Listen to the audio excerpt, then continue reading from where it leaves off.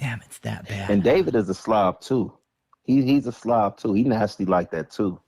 But the only reason why people would say he's a man of excellence and he's clean and all that is because he got everybody else cleaning.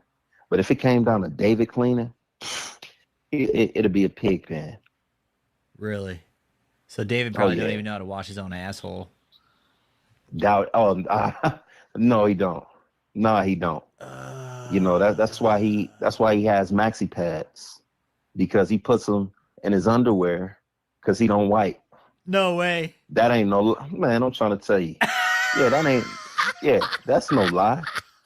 That's no lie. No way, dude. Are you serious? True story. Bro? True story. He puts maxi pads. Hold on. David puts maxi pads in his fucking underwear because he don't wipe his own ass. That's exactly what he does. That's exactly what he does. And I remember one of the women who he was involved with some years ago. She had Sorry, I'm reading the chat, dude. Everybody's like, ew. Everybody's like, what the fuck? No, it's nasty, he's nasty. dude. He's nasty like that. Yeah, one of the women that he was involved with. Can he physically not wipe his ass, or is he just not do it because he's a dirty fuck? I think he just dirty like that, man. I think he's just dirty like that. Because I mean, you 50, 51 years old. Why you not wiping your butt, man? You know what I'm saying? What sense did that make? You know, and then he like I said, a woman a woman he was involved with had came to the house, right? And you know how women do, they snoop around your things or whatever. And she's snooping around and she said, she came to me and said, I knew David was cheating on me. I see pads under his sink. and I'm thinking to myself, like, man, he wearing these pads just like you, man. You know, he nasty like that, bro. And got some Debo undies going on. That's exactly.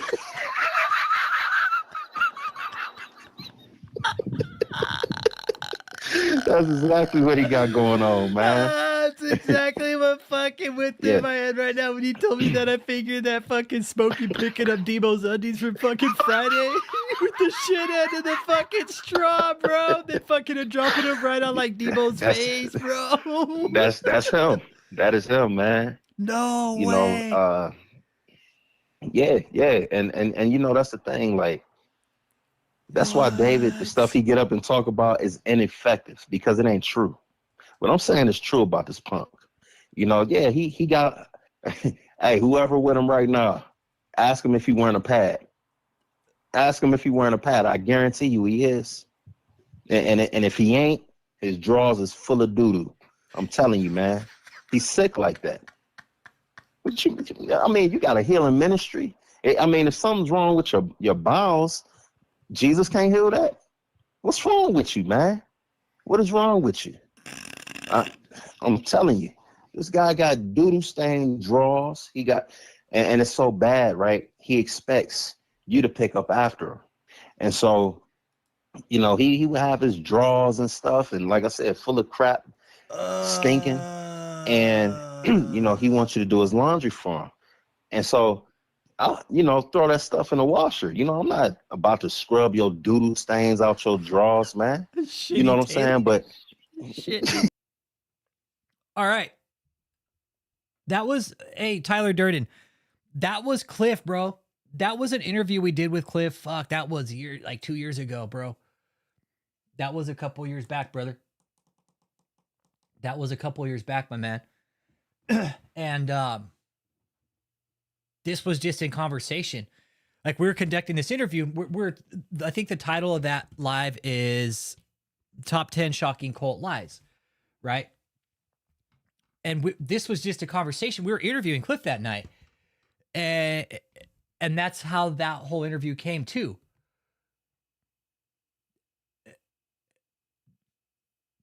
And we're going to talk about like these secrets that David had. This was one of them.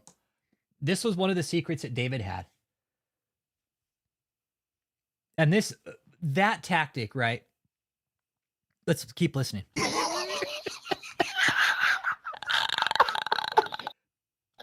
Yeah, yeah, that's him. But there was a young man who came after me. You know, I was still there during Apostle Von Shits himself, right? this time, but he also got in that position that I was in, and so he started washing David's underwear and things. And so David fat self gonna tell me, see, this is why you're so arrogant. He just got here and he's already washing my underwear. And I'm thinking he can have it. I'm not doing it. Call me arrogant, call me prideful. So David, with this like when this came out, like this was to learn about this manipulation tactic that David had already employed and we didn't know about, and he continues to probably use it on people. That's huge. We were talking about NPD last night, narcissistic personality disorder with David, right? Dude, that's a clear sign of it. Leaving your shitty underwear around so other people to pick them up. But not only that, at the same time, he's grooming these people to accept that type of behavior and to normalize it among his cult members. And it's not normal. That is way not normal behavior for a man of his age. Okay. Some of the things we're going to talk about tonight. It's a weird domination tactic. It really is. You're right, 666. It is. It's a domination tactic. It's a grooming tactic, right? That's how you break down somebody's fucking barriers, is you do little shit like that, right? Like seriously, little shit, like fucking, it's like, how do you say it? Like,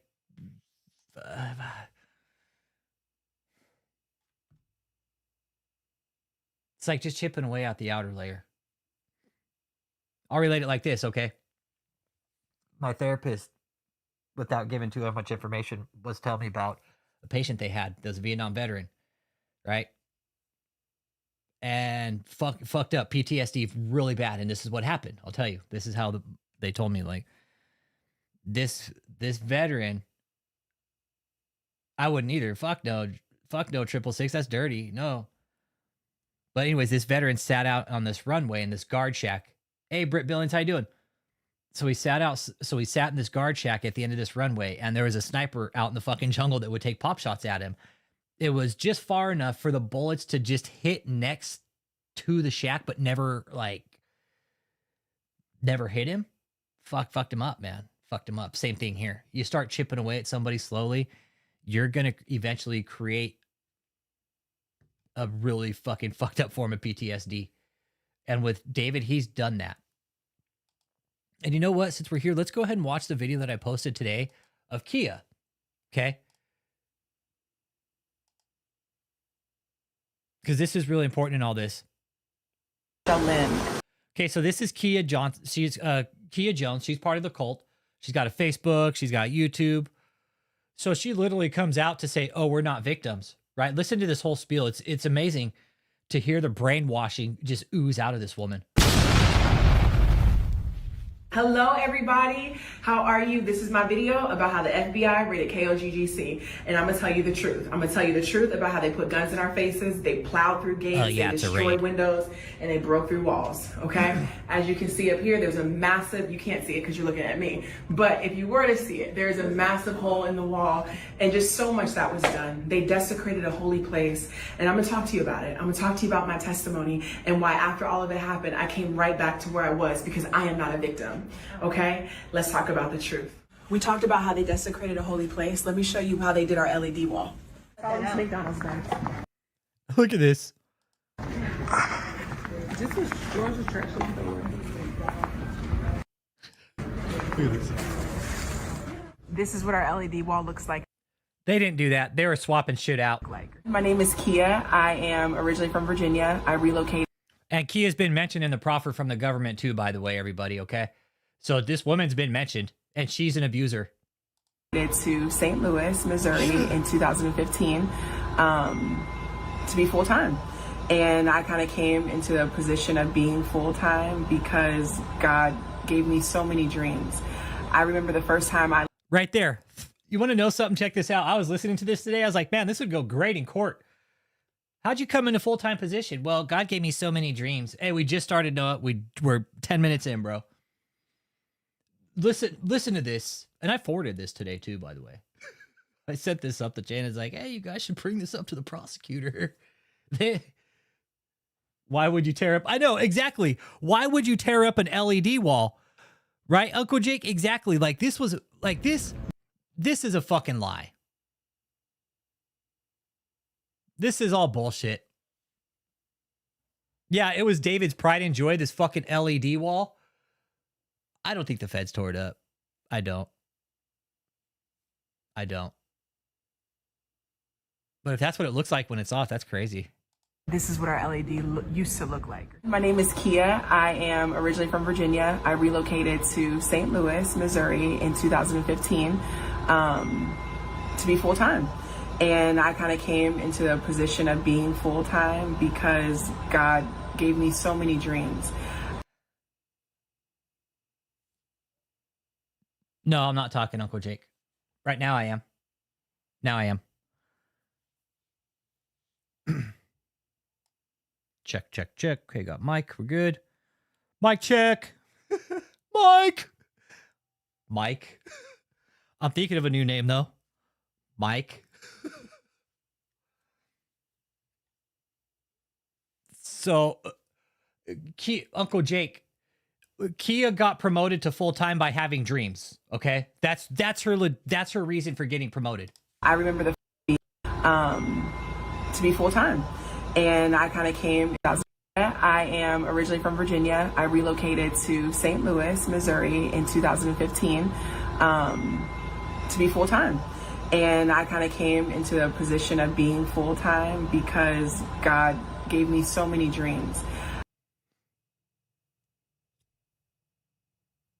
That's how she got full-time, because she had fucking dreams.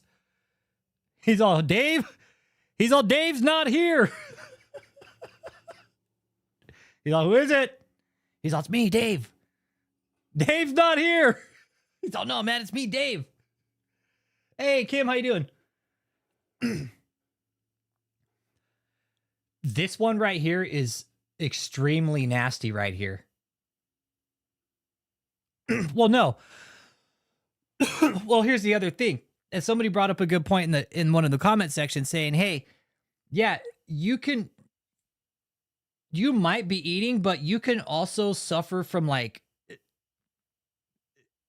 you could suffer from overeating, right? Like not eating the proper foods, right? Yeah, she's gaining weight probably because she ain't fucking eating right. He's like, I got the stuff, man. Right, Uncle Jake? He's like, yeah, man, I got the stuff. Open the door. I remember the first time I listened to Apostle Taylor's teaching, The Kingdom of God, and it changed my life. It changed the very outlook that I have on Christianity, honestly. And when you listen, she can't say one good thing about everybody. I'm going to let it run for the entirety. I'll be in the comment section. I'm going to go off camera, but just listen to what this woman says about this organization, man. She can't say one positive thing about it. And to really sell out and really do God's will. Does that mean if you're in business that you're not doing God's will? No. But I know for what God had called me to do, it was going to require me to leave home like Abraham did. June of 2015, I became full-time. And my life has been forever changed. My life has been forever blessed. My life is something that I'm actually proud to say that I get to live every single day. Every single day, being a missionary in God's kingdom to impact people around the world. I get the opportunity to be in the call center where millions, masses of people call in all the time. I'm talking about people that are ready to commit suicide, people that need a miracle, people that have not been able to walk for 12 years because they've been in a wheelchair, but they've seen Apostle Taylor on television, they've seen the miracles that happen in the service, and it creates such a faith in them to believe God for their circumstances. And beyond just those outward things, I've seen inward things that people deal with.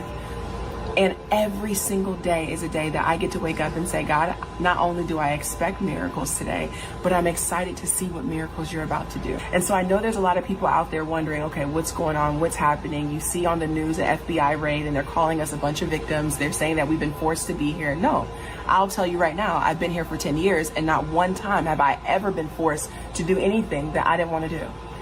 And that's just point blank. It's just the full truth. And so I think it's kind of humorous, the narrative that they're painting. Yes, one of David's concubines, but we're going to get to the court case here in a bit. She's also been mentioned in the court case, Kirsten Jones. Yeah, she's stupid as fuck for doing this.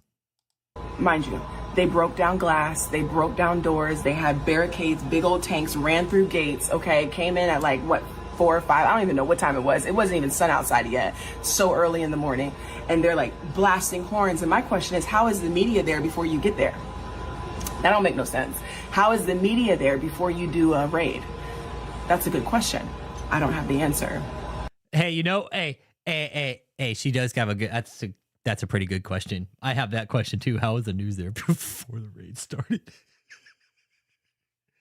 Yeah. Exactly, Uncle Jake. She enjoys being told to give punishment. Exactly. That's why she's been mentioned in the government's fucking proffer, because she was one of the ones to dish out punishment. And this, I've talked to her on the phone. Hey, Oren. Oh, I know she's been mistreated. Hey, Noah Winslow. Hey, Noah, you know what I'm finding out about these people, bro? Hey, guys, if these people didn't meet a quota, they had to go out and live on the fucking street. David would put them on the street for weekends at a time.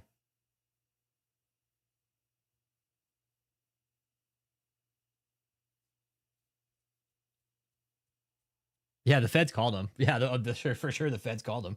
Said, hey, I love it because we're trying to set an example. Yeah. Mm-hmm. Police scanner, yeah. Police scanner, yep.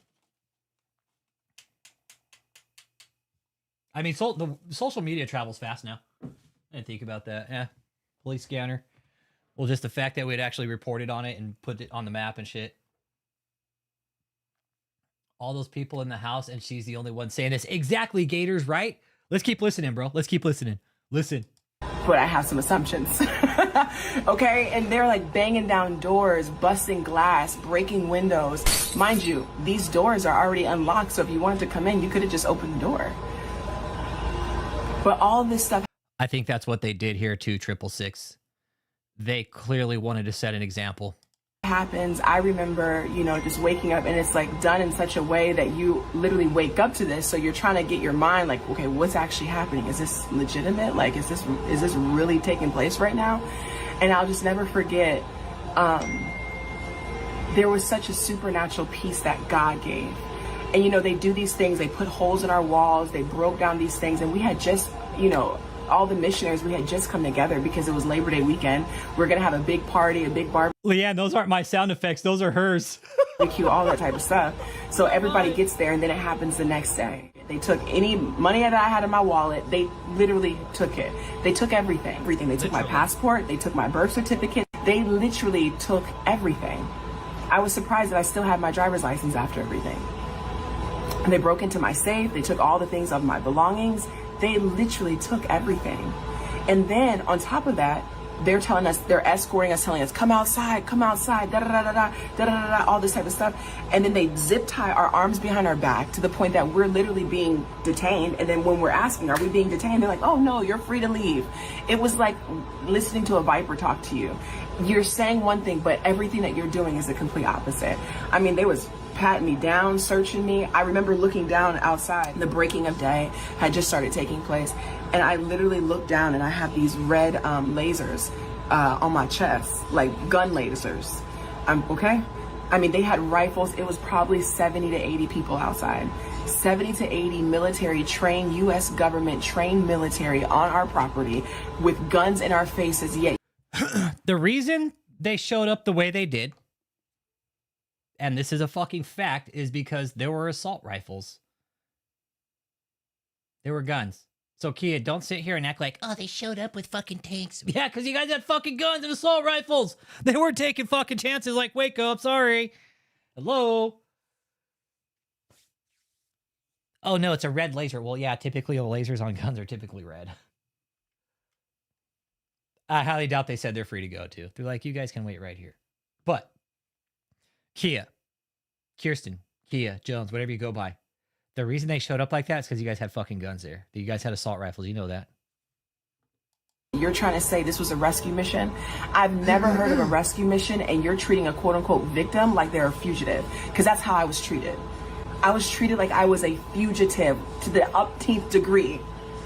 I don't have a criminal record, and neither does Apostle Taylor, and neither does Michelle Lynn. It's just such a crazy thing that took place that morning. But we're not criminals. We didn't do anything wrong. And all those fear tactics that were used, the FBI used on us, it didn't work because we're not criminals. You do that with people that deserve to be treated like that. We did not deserve to be treated like that for every day waking up to be able to spread the gospel of Jesus. Every day I get up and I have an opportunity, not just to tell God, Lord, I expect miracles, but I got an opportunity to say, God, I'm excited to do your will today. If Kia takes the stand, she's fucked. Like, you can't stop God's kingdom. You can't stop God's ministry. You cannot stop God. That's the simple gospel. Thy will be done on earth as it is in heaven. And I remember Apostle Taylor was ministering on stage, and I was in this area over here. And I remember as he's on stage singing that song, just to be close to you, just to be close to you. Apostle said, I just see Jesus. He's walking on this side of the room. And that was the side of the room that I was on, right? And I remember closing my eyes and I was praying, Lord, I want to see you. I want to see you. And my life has been forever changed. So when they say online that we're victims, when they say online that we're forced to be here, I'm speaking up and giving you the truth right now. No, we're not. Those doors are open and people are free to leave if they want to leave. You don't have to volunteer and do God's will if you don't want to. You don't have to. But for those that choose to, we're here. Amen? I'm here. So that's a part of my testimony. There's so much more to share. Hey, Gators, yeah, she's full of shit, bro. Dude, this woman's evil, bro, right here. She is mean, she's vindictive, and if you've ever talked bad about David to her, oh, she's got a filthier mouth than I do, guys. Let me tell you something. This woman right here, dude, this woman's mouth is a fucking toilet compared to mine.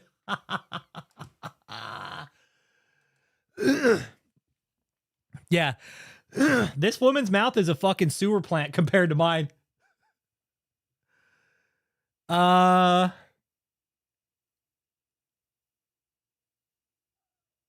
Need idea for Kia. Fuck, I wish I had some of the phone calls, man. Yeah, dude, if you ever get Kia on the phone and you say something bad about David, watch out. I won't even repeat what she says, man, because it's so bad. Gators, dude, this woman's got a filthy mouth. But ideas for Kia. You know what comes to mind right away, Uncle Jake? Oompa Loompa. For whatever reason. I don't know. That's just what struck me. Oompa Loompa. She's got the face of a fucking Oompa Loompa. She does. Yeah, I'd say Oompa Loompa. That's my immediate.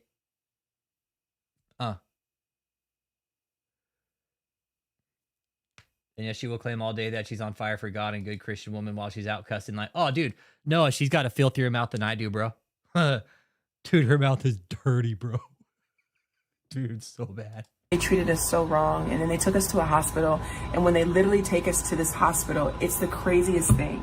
There's a bunch of people, FBI agents or whoever they are, and they have these like little knapsack with bags, and they say 14-year-old adolescent girl.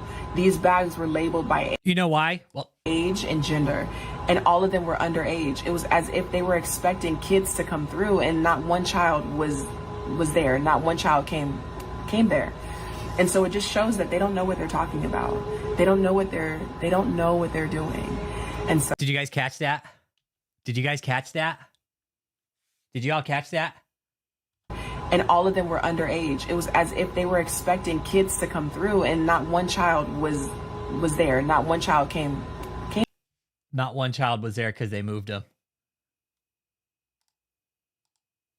You guys want to know why there weren't any kids there? Because they moved them. They moved them. They moved the kids to a different location. When I listened to that, I was like, ooh, she slipped right there. There. To come age and gender. They say 14-year-old adolescent girl. These bags were labeled by age and gender, and all of them were underage. It was as if they were expecting kids to come through, and not one child was there. Not one. Bam! Not one child was there. Child came there, and so it just shows that they don't know what they're talking about. They don't know what they're doing, and so I just love God, and I love Apostle Taylor, and I love this ministry. This ministry has absolutely changed my life. I'll never forget my grandmother got COVID when COVID kind of first came out, and my mom called me and kind of let me know what was going on. And I remember kind of talking to my grandma that night or that day, and she could barely breathe. She was on her bed, and for where I was on the mission field, so I was not in Virginia at that time. And I remember talking to her, hearing her voice, and I felt like she was probably on her deathbed. And it was rough. And I remember crying, and I remember like, oh, Lord. And I remember texting Apostle Taylor, letting him know what was going on with my grandmother. And you know what he did? He responded immediately. And he recorded a message, and he prayed for her. Hey, Javi, right on, brother. Thanks for the seed. Thank you for the seed. Seed time. Javi got the first seed. Pingo of the evening. Thank you for the seed.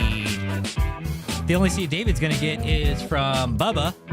And it's not going to be the kind of seed that he gets from his church as he typically does. It's going to be the type of man seed that Bubba will freely deliver to him on a nightly basis because David claimed to be a gangster. And now that David's in lockup, Bubba's going to feed him all the seeds he wants. Himself. And he's like, Kia, I want you to get a couple prayer words and go to your grandmother. And you pray for her, but you share this message with her and you let her know that God is going to heal her. Well, the next day I did exactly that. And I played that message for my grandmother. And I followed up with her the day after that. My grandma was in the kitchen washing dishes. She said, Kia, I'm good. I feel great. She got out of her sick bed. I would really like to see proof of that. And there's 38 people in here, man. Smash that like. Phone line's open too. Number down there at the bottom, 314-492-3356. If you want to call in, drop me a text and I'll ring you in. It's for whatever reason, Google doesn't fucking ring on me. But if you do want to call, drop me a text and I'll bring you in. We can have a chat here. We'll talk. Whether you support the channel or not. Whether you support this channel or not, whether you're subscribed or not, call in. Call in. I don't share anybody's number unless you tell me I can, and that's fine. But other than that, I don't share people's numbers here. Never have, never will. You want to try and call and fucking prank me? Well, that's a different story. Then I'll make your life a fucking living hell. You'll get phone calls that you'll never be able to get rid of. Just don't do it, all right?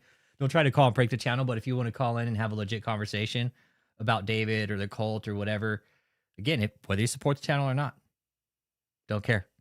Call in. Let's talk. God does miracles every day. And when you're really doing God's will, Satan's going to fight you. When you're really doing something that threatens the kingdom of darkness, you'll be fought. You'll be lied on. You'll be persecuted and a bunch of other things. And that's why Apostle's going through what he's going through, because he's doing something that matters. Michelle is doing something that matters. And no one can take that testimony away. My life has been forever changed. There's some other details about, just the narrative that they're painting. They're trying to say that we're some criminal organization. And last time I checked, the fact that people call in to give and they want to help spread the gospel of Jesus Christ around the world, the fact that we're on prayer lines and that this is a supernatural ministry where people are being blessed every single day, I didn't know that qualified as being a criminal organization. I do not commit crimes, okay? And Apostle Taylor and Michelle have never encouraged us to commit a crime, because we're not criminal or unlawful people. They are not criminal and unlawful people.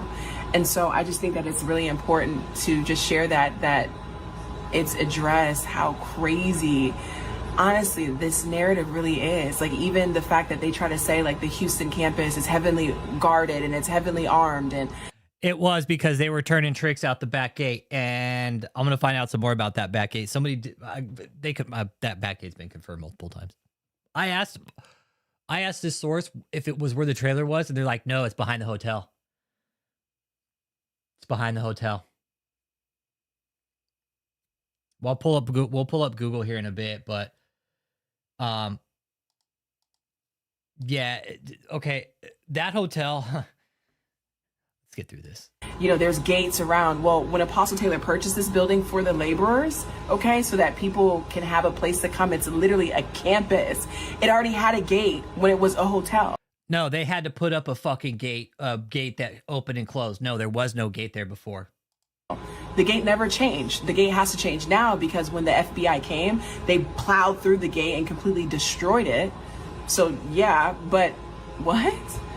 It doesn't make any sense. The narrative that is being portrayed online and in the media, it is such a crazy, false narrative. I almost feel like I'm in the Twilight Zone listening to some of the things that they've said, that they have said. They were like, people can't leave, they can't get like doctor's appointments. They say all these things like, oh, no one can go get a doctor's appointment, no one can go get medical attention. You know, it's funny. There's going to be text messages that completely disregard everything she's fucking saying right here. I got medical records to prove how much that's a lie. Yeah, and there's text messages that prove otherwise, Kia. Literally.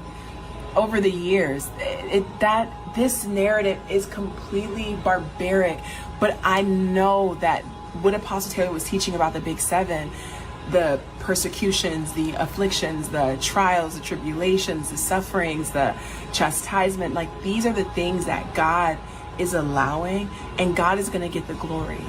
God is going to get the glory, and mark these words. God is going to show himself strong on behalf of Apostle Taylor. Because he is an innocent man. Michelle is an innocent woman. They are not unlawful people at all. I'm gonna post some pictures of like just being at Hey, but Michelle was found with $500,000 worth of gold unchecked, right? Disney World, just us doing different things, horseback riding, being on. Hey, 666. I want to take Plan B, and I'm a dude just looking at her. Hey, thanks for the seat, yachts, okay, renting yachts and being out there. You know, it's like, I remember one. Thank you for the seats. Appreciate the seat, Trent Langton. Thank you. No more seats for David. David's all, God damn it. She's like, Kia. It's like, Kia, get those seats from Rich Holmes. God damn it. It's his fucking fault. It's his fault I'm not getting any more seats. We just took 2 weeks off just to rest in the presence of God, you know, and that's how Apostles always done us. Pool times, pool parties, movie nights, you name it. Like, we eat better, and that's another thing that they're saying. You see how she's, you guys, you see how vague her descriptions are of everything? And they're saying like we're starving. I'm not gonna lie, I've gained weight over the years. Yeah, because you're not eating right, Kia. And I'm in the process of losing weight again, okay? But I mean, we eat so good, and it's like I don't know what type of narrative they're painting. On one side, they're saying we eat crab legs and steak all the time, and on the other side, they're saying that we don't eat and we're starving. So I'm a little, what narrative are you gonna choose? It's just so barbaric. And so that's why I love God. I love this ministry. I thank God for Apostle Taylor every single day. I thank God for my sister Michelle Lynn every single day, because we're family. And so to say that we're a criminal organization, to say all these lies, it's just what that is, a lie. And all I see is Satan behind it, behind that entire operation. But last time I checked, Jesus defeated Satan on the cross 2,000 years ago. And he's still defeated now. So watch. God is the great vindicator. God is the one that is going to bring Apostle Taylor out of this and is going to show the world the real truth. Because Jesus, he is the way, the truth, and the life. Amen.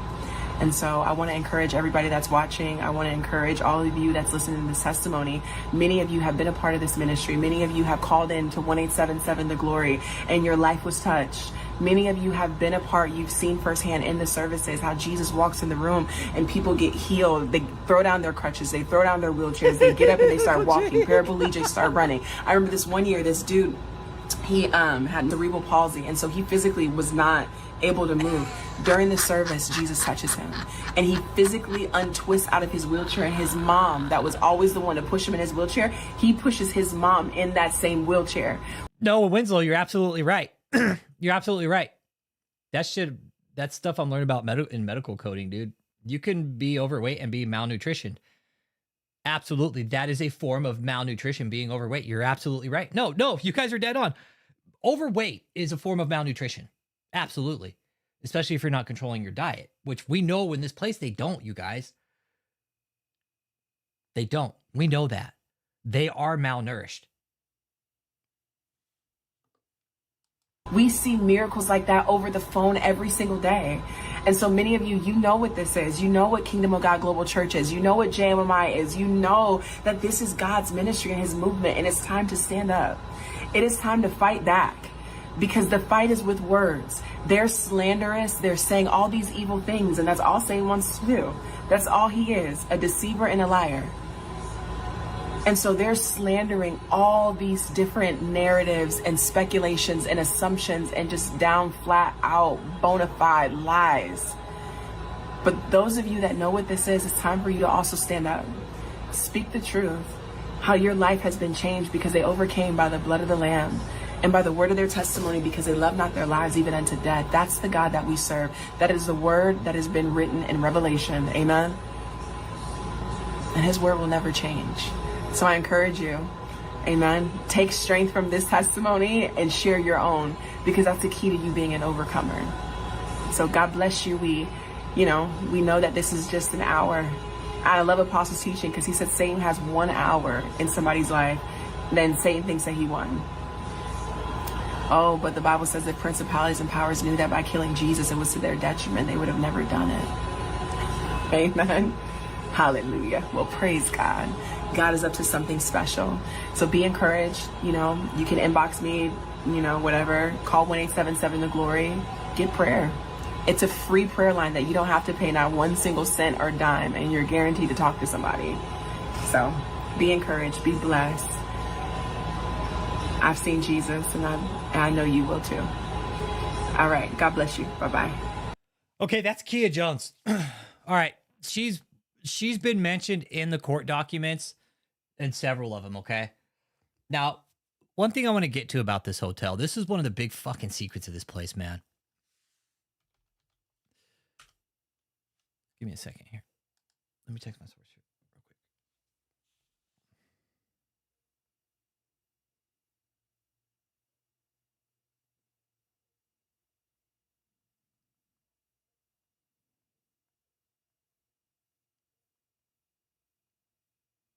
Okay, give me a second here. Let's see if we can get my source here. Let's take a peek here. New, okay. Take a peek here. The fuck? There we go. There we go. Okay, so we're going to do 14380 North Freeway. It's already there. All right. So, let's take a peek here.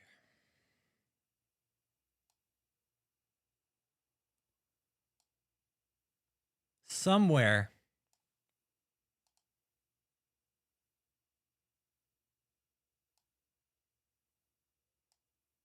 I wonder if that's it right there.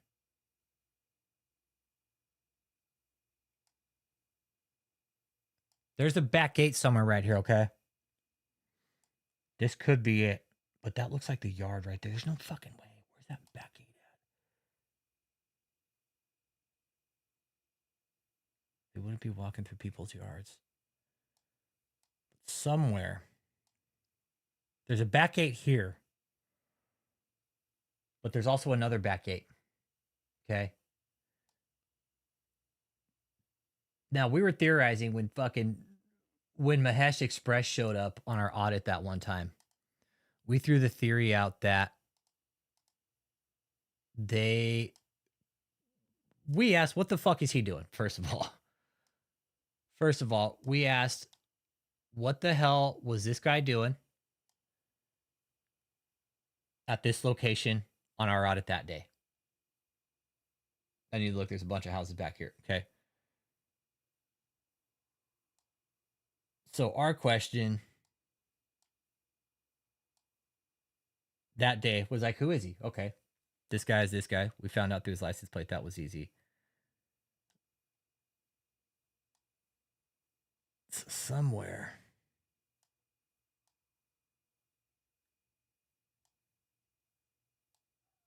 There's a back gate.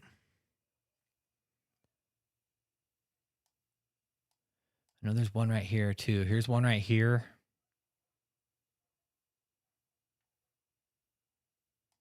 So it wouldn't be for sure be walking through people's houses.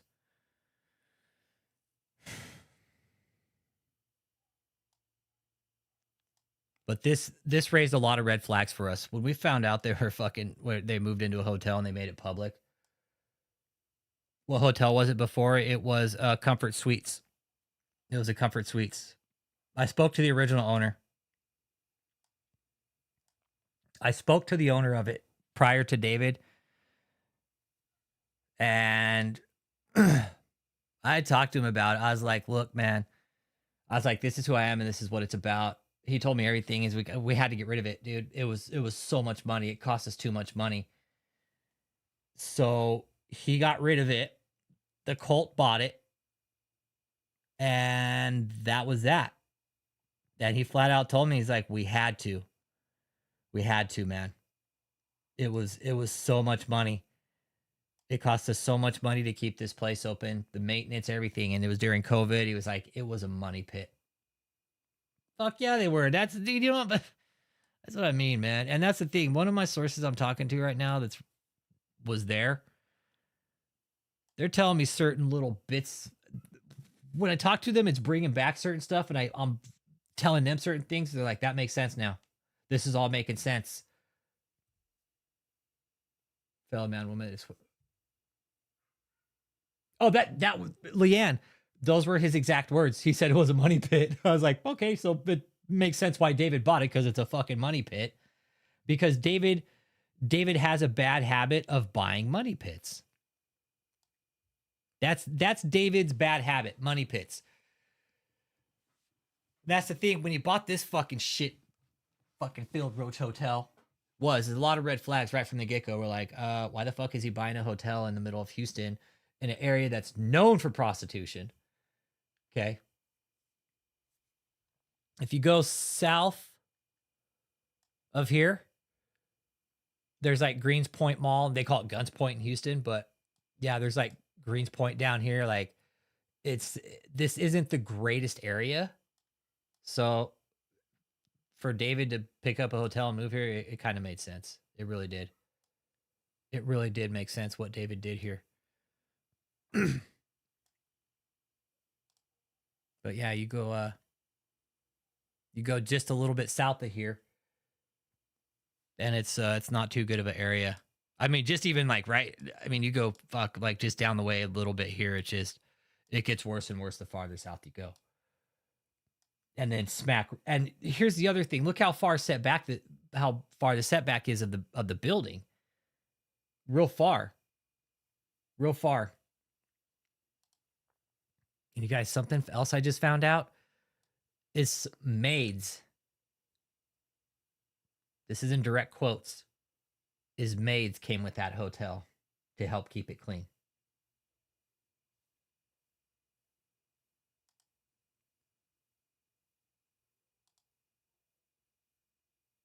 So, and they were from Mahesh's other hotel.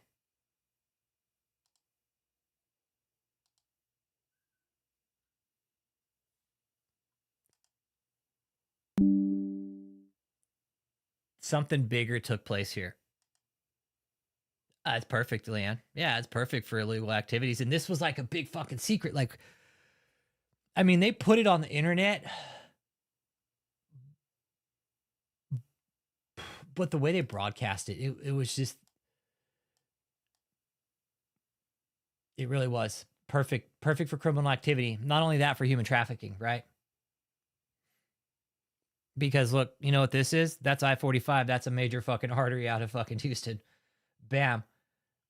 And if David, this was perfect. And the Houston airport is, where's the airport at? Bam, look. Oh, look, fucking Houston airport. If he wants to fly his women in and out. Bam, look, there's the airport. We did the math on this, man. We did the math. We knew what he was doing. There's the hotel right there. Okay. You're what? You're at fuck. You're 15 minutes, no traffic. You're 15 minutes from the airport, no traffic. David was very calculated the way he set up this operation. This is perfect. This is if I was gonna do it, this is how I would do it. Fucking run it in a church. Yeah, he's still on lockup right now, but he's bitching about getting out, flower girl. Yeah. he's crying like a little girl about getting out right now because he fucking wants out, but he's like, oh, I can handle prison, but he's probably getting just fucking teased and just prison isn't going to be kind to Mr. Taylor. Okay, just be clear about that. But yes, he's still on lockup, and you guys, when you look at all of his locations, they're all near airports, every single one, all of them within 30 minutes each one. This one's within 15. He got denied bail, and he wants out. Everybody's a badass until either the fucking police dog gets you or you get denied bail and put in prison. Okay? Those are the two times that everybody thinks they're a badass until the police dog gets you and you're in jail. Everybody thinks they're a badass until the police dog gets you. He's going to get treatment befitting a man of his status. Yeah, oh yeah. Oh yeah. And the thing is he was set claiming to be a gangster and shit, like, and thugs don't like that, man. Gangsters don't like that. Real gangsters, real thugs, they don't like that. They don't like when people like David set claim and claim to be hard. Shit. He'll be the first one cleaning somebody's shitty underwear, David, for sure. You have some big old fucking iron hitting motherfucker walk up to him. Be like, yo, what set you in? What set? Be like, yeah, you were set claiming. You used to be in a gang? What gang?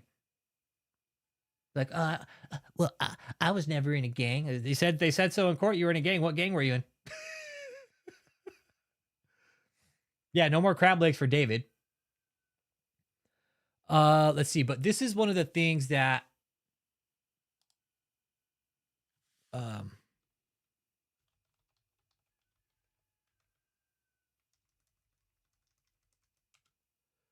see here. No,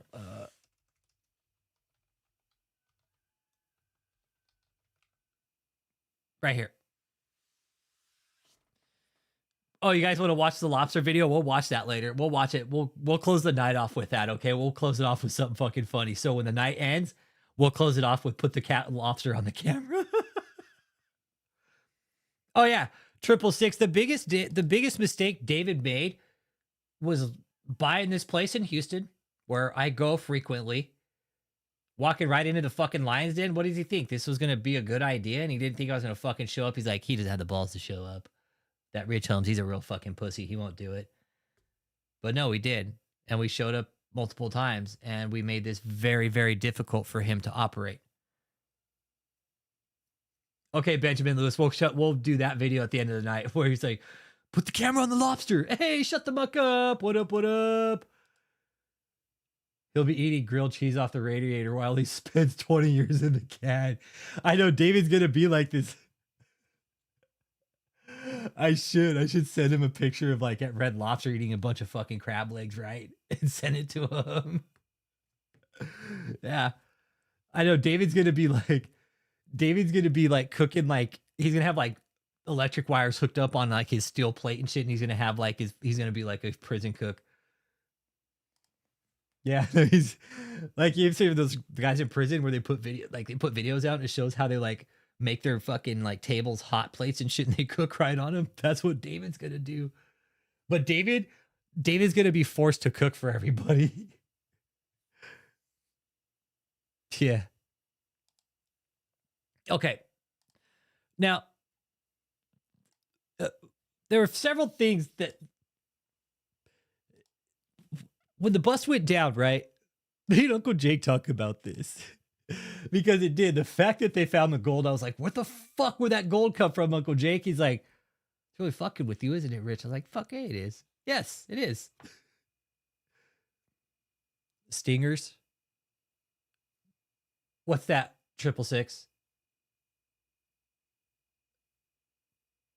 Stingers, Rich called a stinger. Rubbery ass lobster. Yeah, shut the muck up. It's good seeing you, man. It is good seeing you, brother. Once I found out about this, I was like, fuck the gold bars. Fuck the gold bars. Tell me what's on the phones. Okay, a makeshift heating element. Okay, thank you. Okay, cool. It's a makeshift heating element. Okay.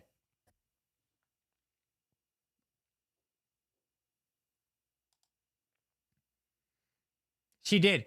No, Britt Billings. No, Michelle's just as a fucking sadistic bitch as David, if not worse. Let me tell you something, man. Women, and this is a fucking fact. Well, just anybody given power in general. But women, what I've read personally, fuck, dude, women are cruel, dude. When they're given like positions of power, men are cruel, but women are fucking crueler. Let me tell you that. And I'm not being sexist or biased. That's just from what I've read. Women are fucking cruel, man. Women will take it to the ultimate, man. Not, and again, I'm not being sexist, but I'm just saying women will. They'll do fucked up shit, man. Just because they can. Just because they can. And you're right, Britt Bills. David's low IQ, but he's a sadistic fuck. And we were calling it for a hot minute. Like he's a sexual deviant, dude. I believe so. I believe he is 100%. Absolutely. David is a sexual deviant. I've kind of known that for a while, man. I knew that just the way all the stories we were gathering about his ways. I'm like, dude, this dude's a fucking deviant. And not only that, he's in a position of power, and that makes him even more fucking dangerous. I knew David was a fucking sexual deviant. That's the only way. I wonder part of grooming Michelle. He grew Michelle.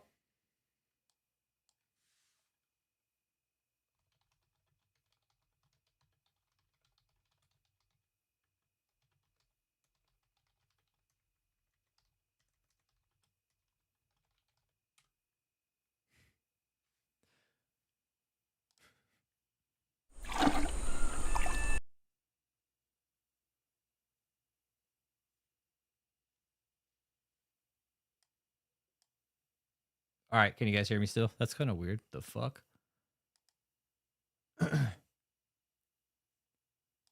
Okay. Type of guy who likes getting pegged in the name of Jesus.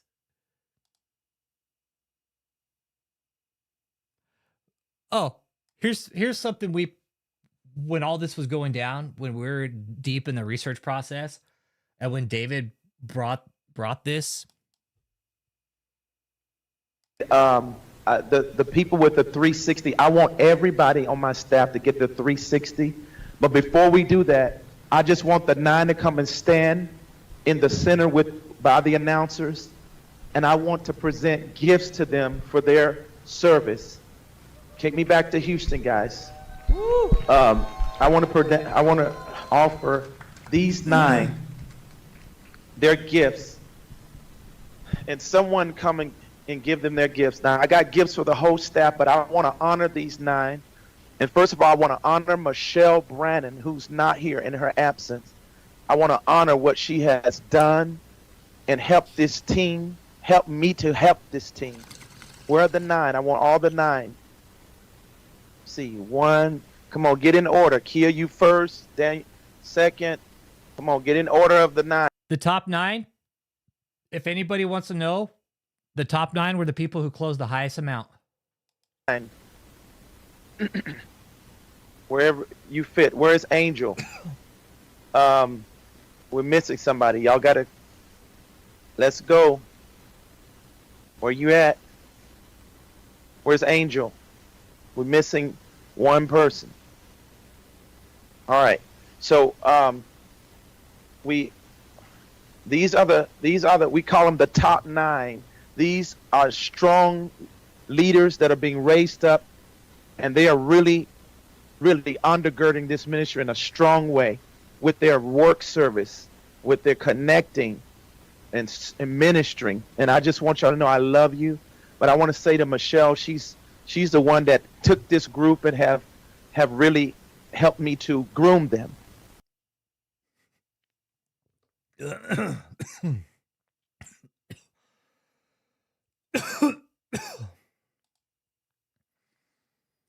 Yeah, Trent Langton. We've already talked about that many times over. I already firmly believe that prison isn't being nice to him.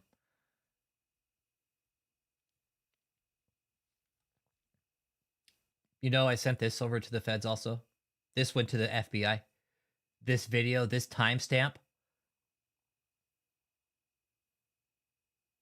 This exact fucking timestamp, I sent it to him. I was like, yeah, you guys should probably listen to this. Poor choice of words there, Davey. Yeah, fucking worst choice of words. Yes, yes, yes, yes. Men and women get groomed here. Yes, absolutely. I know he's a up little fucking Freudian slip there. Whoops. And I just want y'all to know I love you, but I want to say to Michelle, she's the one that took this group and have really helped me to groom them, to do ministry. What I mean by groom, I mean prepare for ministry. She's helped me to prepare them to do work to help people's lives. And so I wish we could put a picture of Michelle up. Did we have one? If we don't, but I just want her picture up. And Michelle has a room at the hotel. I just want to say thank you to her. We love her. And I got a gift for her too. And so we want to honor her in her absence. I know she's been in that hotel looking. She's been loving this. We love you, Mish. We thank God for you and for your work, what you have done to help under. So all these people, okay.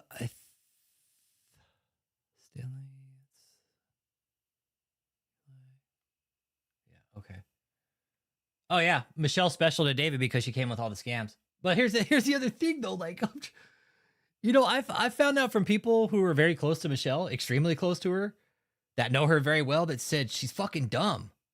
So a lot of people who know Michelle said they're really surprised that she came with all these ideas, but once a scammer, always a scammer. Gird this ministry. You work very hard. You work so very hard. From the moment you got here, you did not delay to work hard.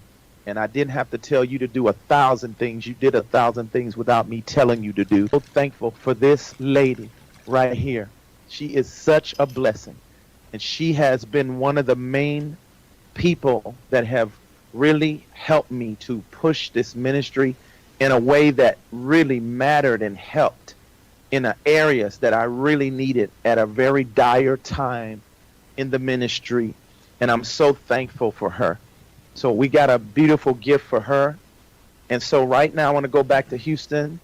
I want to give them gifts right now. Put that in their hands. Put that in their hands. Somebody give them their gifts. I firmly believe, and this is somebody who came from another cult that called me after this. They're like, hey, bro, that was like a moral booster, dude. For him to give out gifts like that, like some of these people are checked the fuck out if you watch them. They're just staring out into fucking space most of them. They're just like,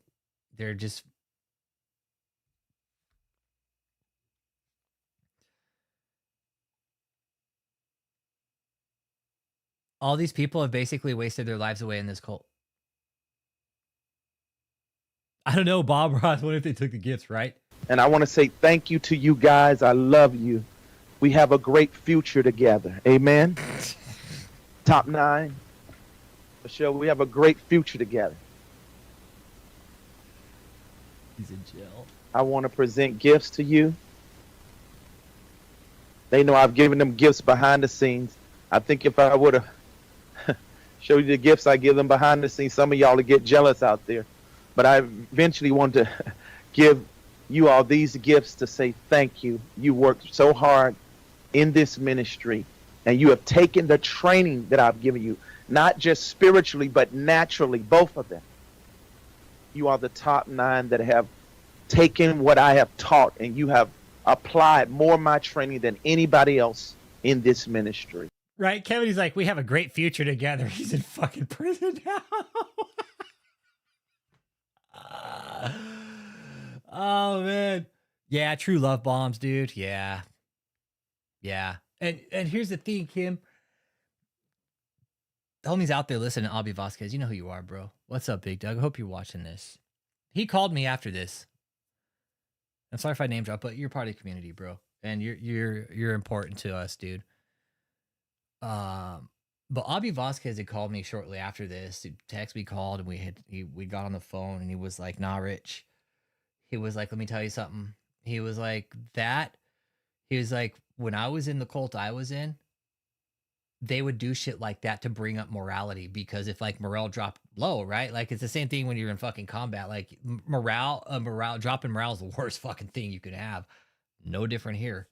A drop in morale, fuck, man, it could break apart the entire cult. It could. All it would take is for one person morale to drop, and it would infect from the inside out, and David wouldn't be able to stop it. That's why I think he used certain things like this, like Abby said, to bring morale back up, to keep the cult from fucking fracturing and falling apart, so he can regain control. Like, and these people all thought this was like a big deal, like they're on some fucking TV show. And no, this was just like some YouTube production that David put together, some fucking half-ass production. And what this was right here, if anybody's curious, this was when David first moved into the hotel in Houston. This was the first shit show he put on. He had this big fucking wall up. It was ridiculous. Well, and you know what? Shut the muck up. You know what this was after, Big Doug? Bro, this was right after Daniel Adams and all those shitheads did that fucking red carpet deal. No bullshit, dude. Probably like a few months. I'm not even close to bullshitting you, but dude, this shit happened right after that, within months, bro. Wasn't even a year. I know that for sure. It happened so quick after. It's like, damn, David got fucking butthurt. He didn't get invited to the red carpet event with Daniel Adams. He's like, hey, I'm just going to go put my own at the store here, at the hotel. And it doesn't shut the muck up. This made the least sense out of everything. Not only that, the Boeing campus, when that shithead was saying he's going to go out by the Boeing campus. Yeah. Tell me how that was going to work when you're fucking... Catholic Church bought that, by the way. A church from Colorado, Catholic Church organization, bought that mansion out at the Boeing campus. It's Harper Ferry Road or something. Not Harper Fair, I'm sorry. But it's it's the Boeing campus. David was even trying to buy that at the same time he was buying this. Saying he needed $25 million to put money down on it. Just ridiculous.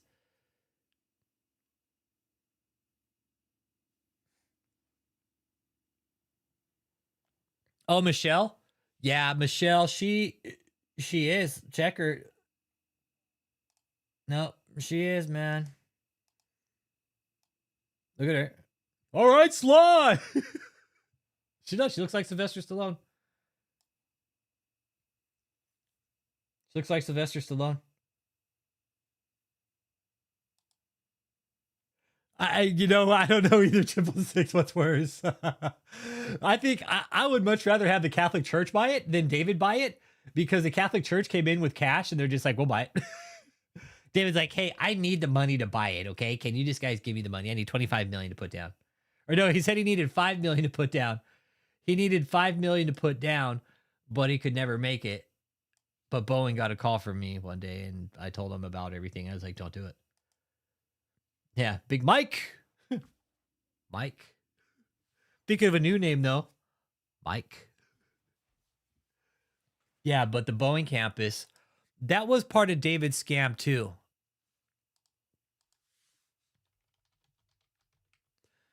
The Boeing campus. Fuck, where was it? Boeing in Texas. It was. That's not it. It was the Boeing campus in where? What this is? Michigan, right?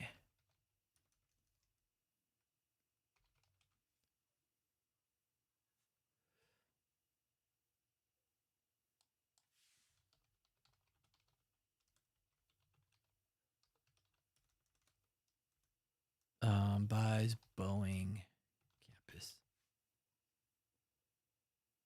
There it is, right here. Catholic Church buys Boeing campus. That's where it is. Florissant. Yeah, this is it right here. They picked it up right after from underneath David. Last year, last. That was fucking nuts, man. David actually went and toured this place. He's like, I'm gonna go ahead and buy it, okay? You guys, can you go and pay for this shit?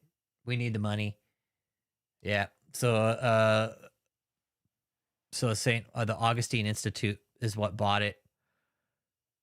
Expand its mission by offering conferences, retreats, and events, enhancing evangelization efforts and discipleship with the Archdiocese of St. Louis and surrounding dioceses. Okay.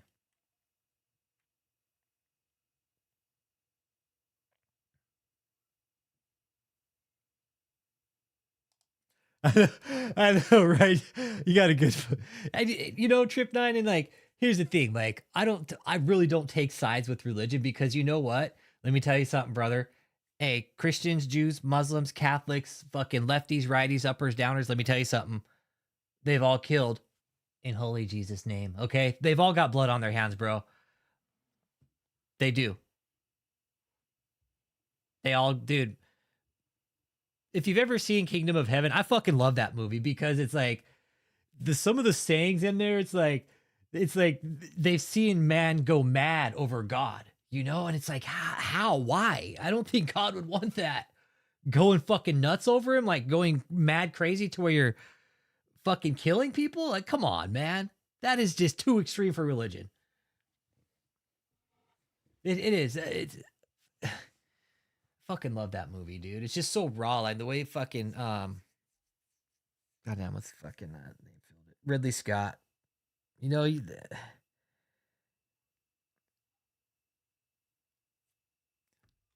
Religion will make men go mad. I firmly believe that. It'll make man and women go mad. Like, look what David did, man. And we have proof that they went onto the fucking Boeing property and toured it.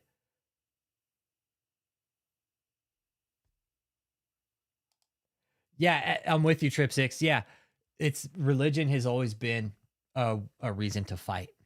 I agree. I will agree with you there. Yeah. I wholeheartedly agree with you there. It's always a good reason to fight. Hey, we can't fight over anything else. Hey, let's fight over God again. Let's have another fucking holy war. Holy shit, man. And the thing is I always look talking about holy wars, Trip 6. I love talking holy wars, because you look at them now and we're using long range fucking missiles now. We're not using trebuchets and swords. We're using long range missiles and fucking sniper rifles now. It's no longer being fought face to face. We're dropping fucking bombs. We got stealth bomb. The technology, dude, like think of the technology advancement from holy war to now, and just look at what it's become. It's a fucking slaughter for God, man. People will slaughter for God, and they still are.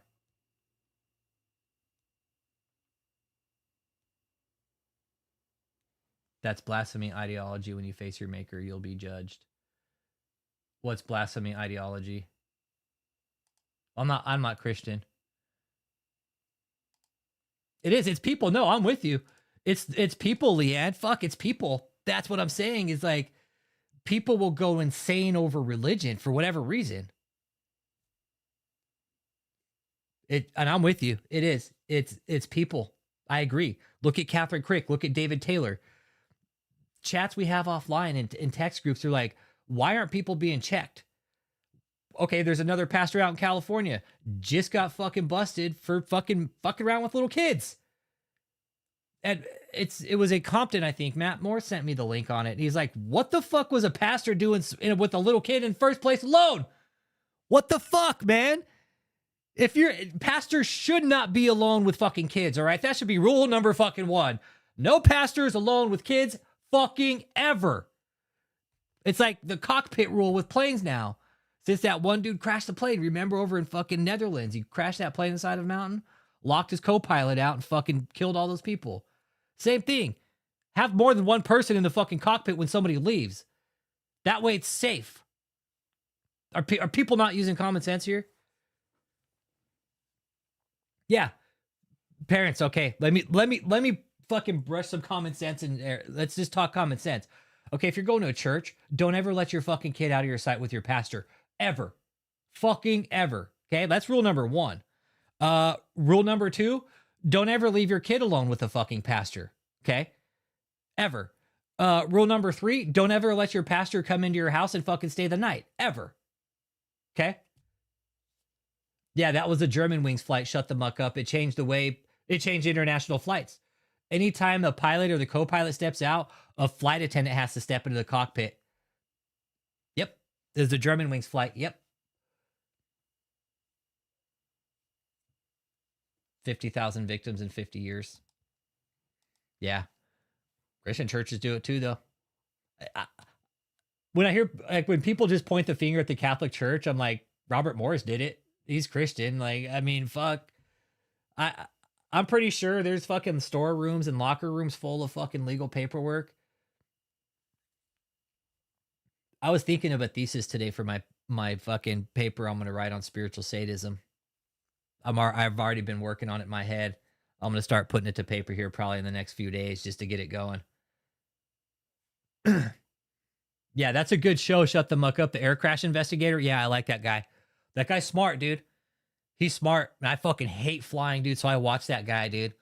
I hate flying, dude. So I watch him and I just learn about the characteristics of fucking airflow over fucking the plane surfaces. And I don't like flying, bro. I'm scared to death of it. I hate it. Don't fucking like it. Well, it's not going to be a book, Leanne. I mean, it could be. You could turn it into a book, Spiritual Sadism. Absolutely. But I was thinking of more of turning it into like a research paper, like a thesis. Like some kind of fucking just rough dissertation, a published piece on spiritual sadism. Say, do like a 50-page piece on spiritual sadism.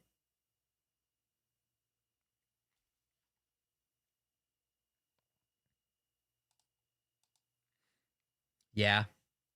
I know. I'm going to have to start putting it out in concise thoughts. I really need to. Yeah. Because I really would, just to put it out there, because we can't let this research go unpublished. We have to put it out for people to know about it.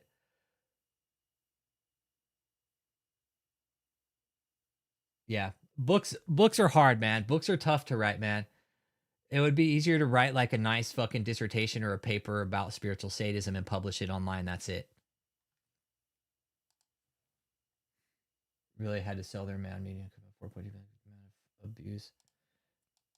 And the thing is with spiritual sadism, there's so many churches we could look at. It doesn't just have to be David's. You got what is it? What was the one that would go protest at funerals? They were like extremists, right? Like, could that be considered a form of spiritual sadism, right? Where they're going out and protesting at veterans' funerals while they're getting buried. There's so much research still out there to be done on this, but I would like to do it for sure and put that paper out eventually. It'd take time. It's not going to happen overnight, but I would like to do it. Westboro, thank you. Yeah, Westboro, thank you. Shut the muck up. But there's like extreme Southern Baptist, right? Like Westboro Baptist. Yeah, that's like extreme. Like to go and protest at fucking veterans' funerals. Like, dude, talking about pissing off Americans, dude. Yeah, good way to gain favor with Americans.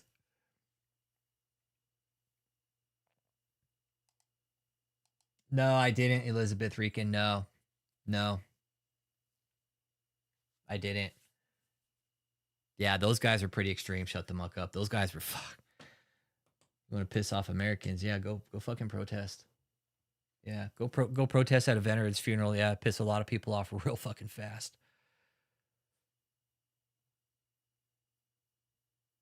You know, Evangelist Carrie, and there's several people, there's pastors and there's therapists here on this channel that I know we could all do it together. And the thing is even some of the survivors, if they'd be willing to speak about it and go on, they'd be a big part of it. They'd be a huge part of it. They would be the meat and potatoes of it, because if they're willing to talk about their experiences, it would be huge. It'd be huge.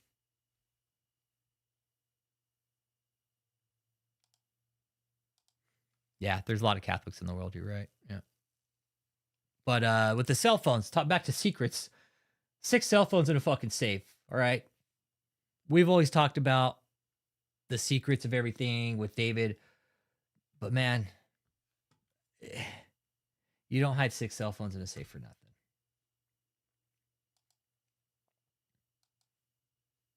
Whatever they're going to find on these, this was a big secret for David, I'm guessing. He didn't want anybody knowing what was on these 6 cellular phones right here.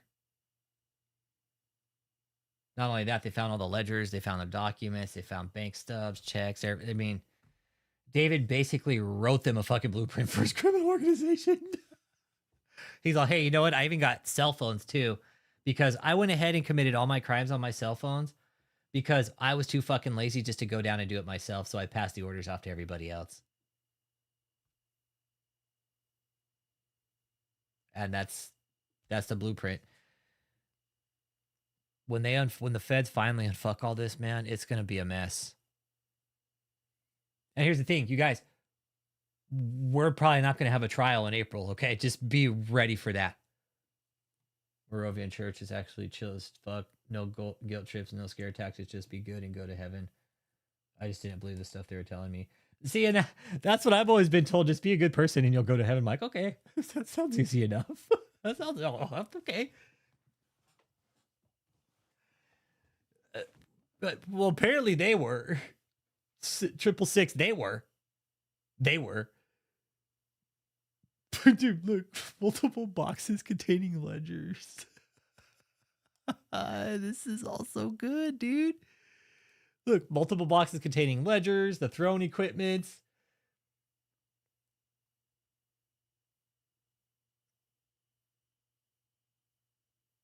Why not a trial in April? Because of the evidence they have to go through.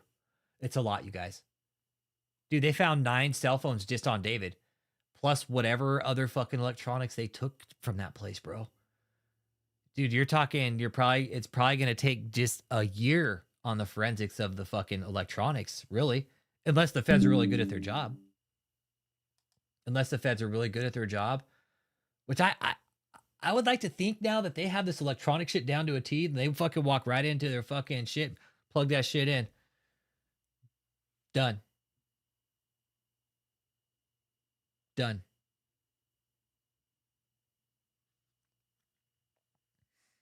Well, shut the muck up. No, here's the thing. They were all iPhones, okay? They were all iPhones. David had all iPhones. My source told me at one time, David bought 100 iPhones all at once. Yeah, that's right.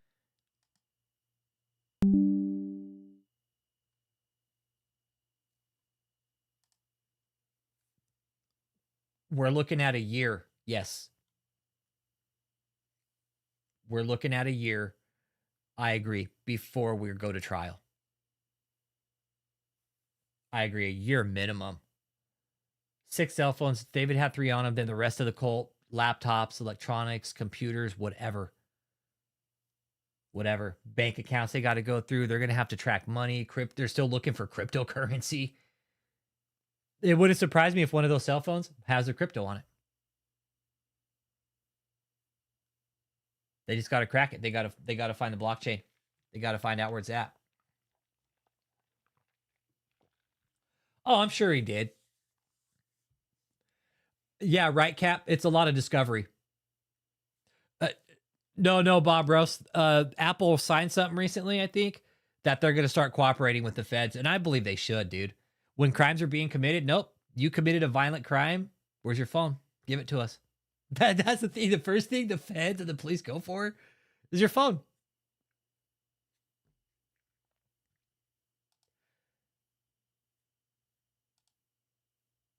It says 50 man hours minimum to go through all of it. Yeah, it's going to take a team. Yeah. It's going to take a team. Absolutely. It's probably going to take a team of 50 people. I agree. You guys, I found out there were 100 phones attached to this cult. So now we got to find serial numbers. Where are these phones at? Right? They got to find all this shit, man. And that's I mean, the good thing is now is we have the internet and word moves faster now, but they still have all this to go through. Oh, I do too, Kennedy. Yeah, the boot camp manual. Oh, that's going to be real interesting. Yeah. Yes. Yep. This is why some federal investigations will put a tag on your identity, basically a big old red letter saying, do not fucking touch. Yep.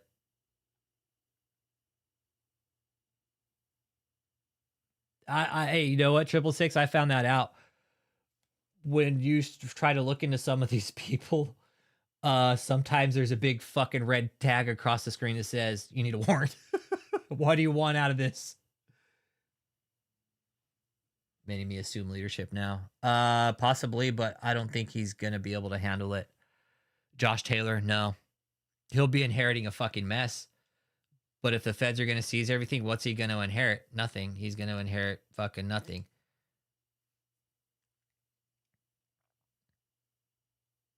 Like, look, like Kennedy Mueller saying, look, these binders that nobody's ever seen, these are all going to be brought up in trial. There are hundreds of pages of memos from David E. Taylor, which include the following. The top 9 closer and the bottom are still showing signs they are going to hell even after hearing God's word on slothfulness. They did. Kennedy Mueller, no. No, that's a fact. They have ledgers, dude. No, they have ledgers, bro. It says so right here. Bam, ledgers.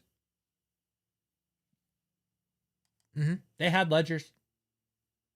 No, and here's the thing I'm finding out, you guys, and these are sources. I hope they're watching right now, but most of the time they watch. I don't know if they are right now, but if they didn't meet their quotas, you guys, they got kicked out to the fucking street or shoved in homeless shelters. It happened in Houston, you guys. They got put out to the street in Houston. If they weren't cutting their fucking weight in money, David would put them out to the street.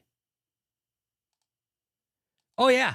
Oh, this is good. Yeah, oh man, this is going to absolutely fry the jury, man. Exactly. Slothfulness. David talking about being a fucking sloth. My God. You know, and like Dawn was saying last night,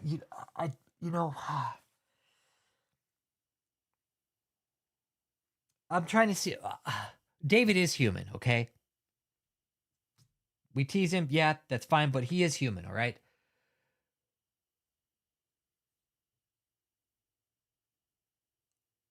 When Dawn called in last night, we were talking.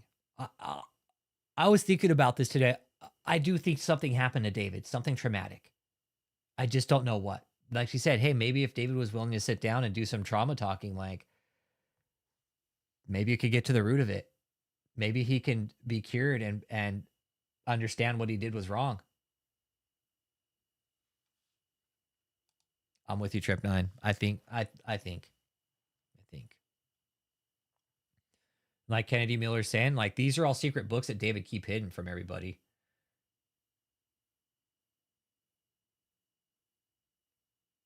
Yeah.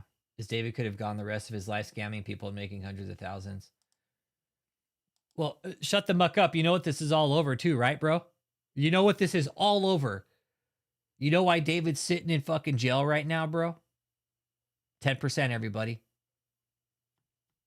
10%. That's why David's in jail. 10%.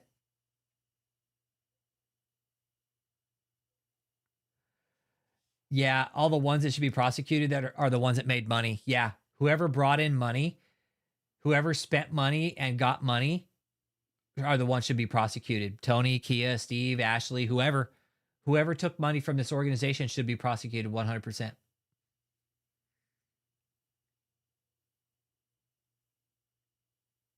Look, put people out in the garage. He was punishing people for being a sloth while he's sitting his ass. Yeah, exactly, Kim. Exactly. Now that we're seeing this, like, this was David. Exactly.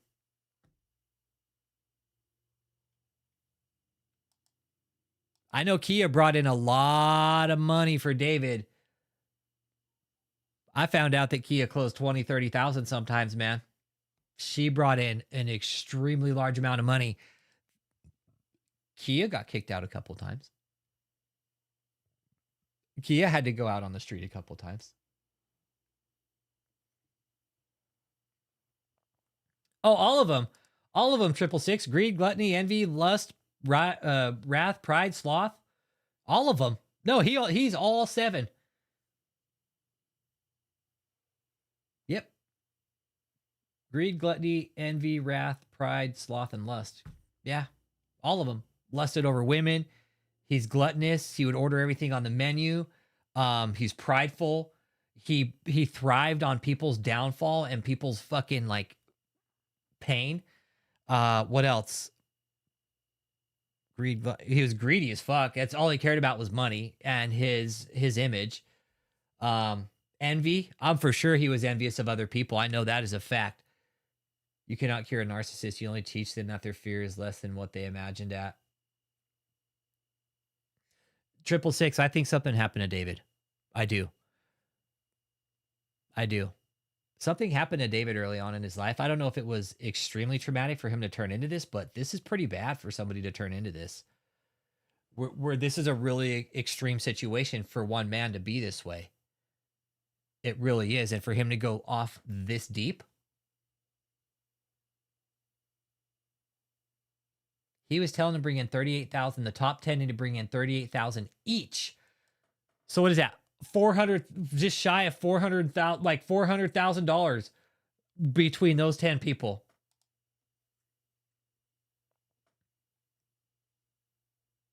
Yep. Hey, and primitive mysticism. What up, what up, what up? He's a piece of shit. pizza chit. What up, primitive mysticism?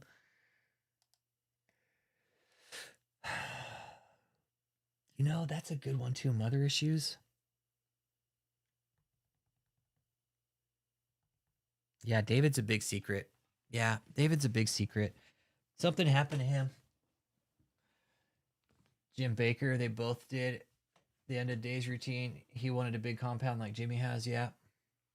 He was forced to do a bench trial. He can't gaslight and pass the buck. Horseback skydiving, he wants to take it to trial. David E. Taylor wants to take this to trial. His lawyer already said so. He wants to.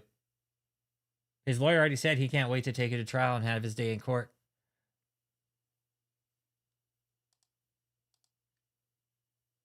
What was the deal about?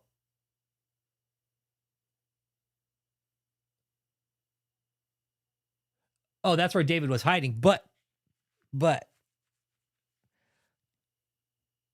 you know that I know that you know that we know that David took a ride in an ambulance to the hospital in Durham, North Carolina.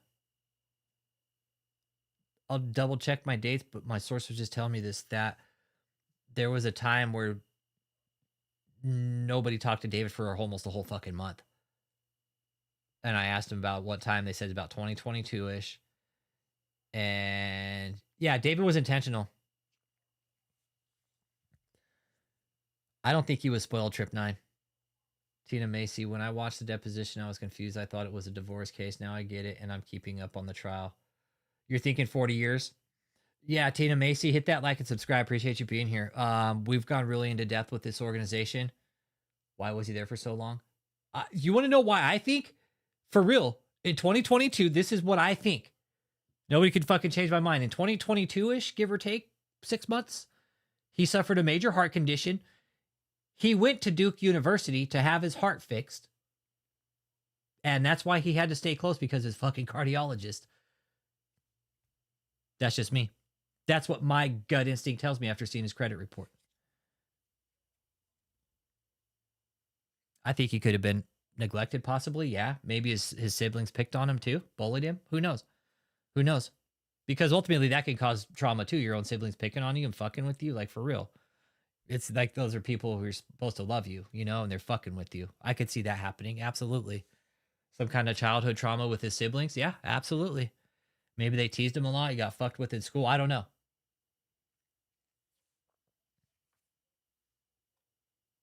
But yeah, after seeing his credit report, Kennedy, I think he was back east, staying close to Duke University, because that's where his heart doctor was. David couldn't be far from his heart doctor or whoever he was seeing. I mean, once you have heart issues, No audio in the trial, Trent. No, but you can go if you want. You can go, but don't act like an asshole. Don't act like an asshole. Lots of us had trauma growing up, and at some point we make choices. You're right. You're right, Kennedy. At some point, we all make choices. You're right.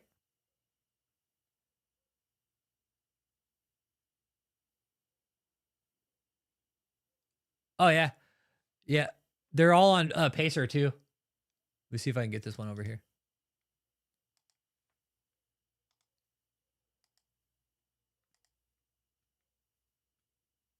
Yeah, it does. And I've seen his credit report.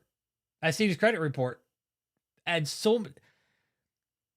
all the things that led up to it, it fucking finally made sense. Hey, Chris.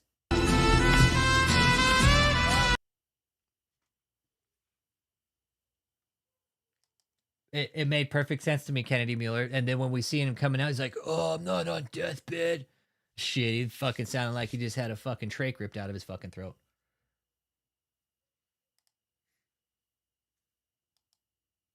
There are windows of opportunities he has. David's not going to change. David won't change now. David has to first take accountability for what he's done, and he's not going to. He's blaming everybody else still. He's blaming the victims, me and Rick Frazier. That's who he's blaming. David is blaming everybody but himself.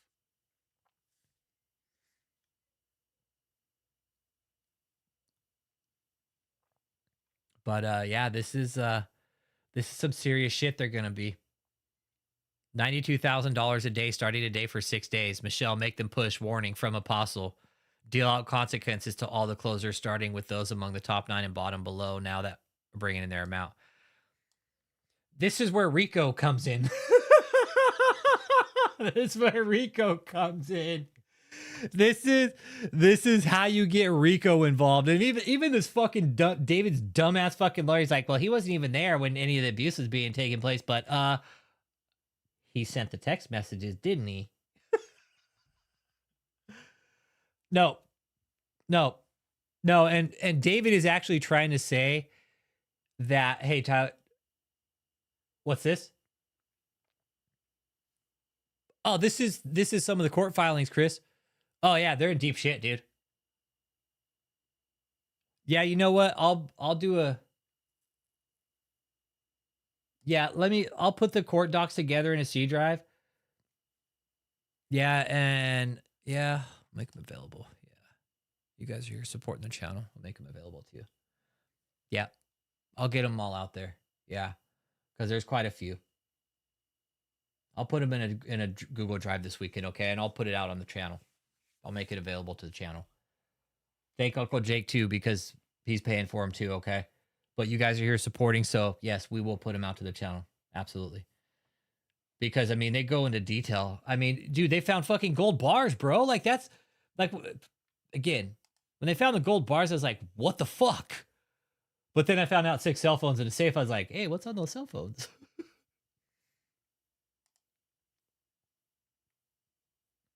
Yeah, it's legal to share them. I got a Pacer account. Me and Uncle Jake both do. We've been monitoring. You guys, how do you think we got all the audio and shit? That's how we got all the audio, is because we have Pacer accounts and we're monitoring them. When these documents drop, you guys are the first ones to get the updates. No bullshit. Like when these audios came out. I turned a career plateau. When these audios came out, no, it's free. I don't have to FOIA them. Go to Pacer. You have to pay for the document drops, which is fine. But no, you don't have to FOIA these. These are put up on the public platform. You create an account, you pay for it, and they become yours once you pay for them. There's nothing wrong with this. This is the justice system, man. This is how our system works. This is free speech. This is journalism, man. They can't go back on this. This is a raw inside look at a federal fucking case, man. It couldn't get much more educational than this, too, in my opinion. You want to see how a fucking federal court case works? Hey, let's listen to David get fucking shut down by the magistrate again. I listen to this every day. But no FOIA. We just paid for the document drops. That's it. And the survivors are out there watching. we want to get them the information as soon as we can. You know what we have been? Let me tell you something. Hey, you guys, Uncle Jake, we've been getting the information about the court cases quicker to the survivors than the feds have. Just letting you guys know that, okay?